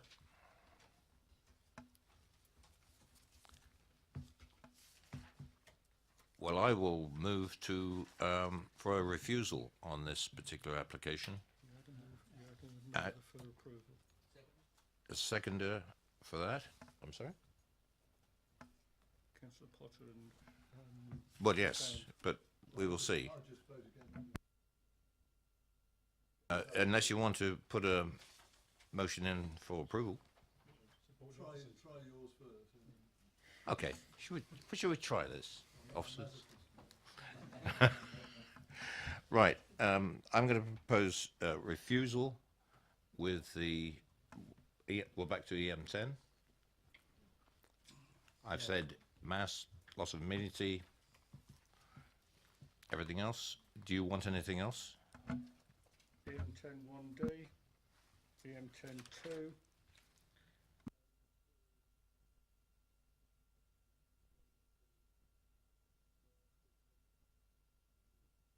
And 2B. Right, I've proposed, Councillor Richards seconded for refusal. Are you happy with that, officers? Moved and seconded for refusal. All those in favour?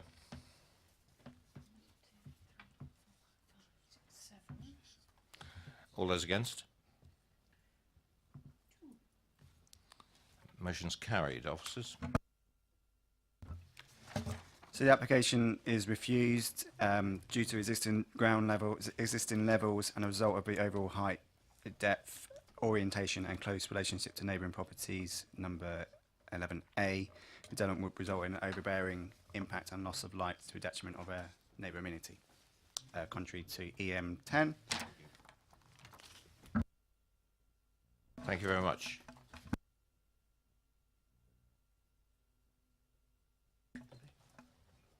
No?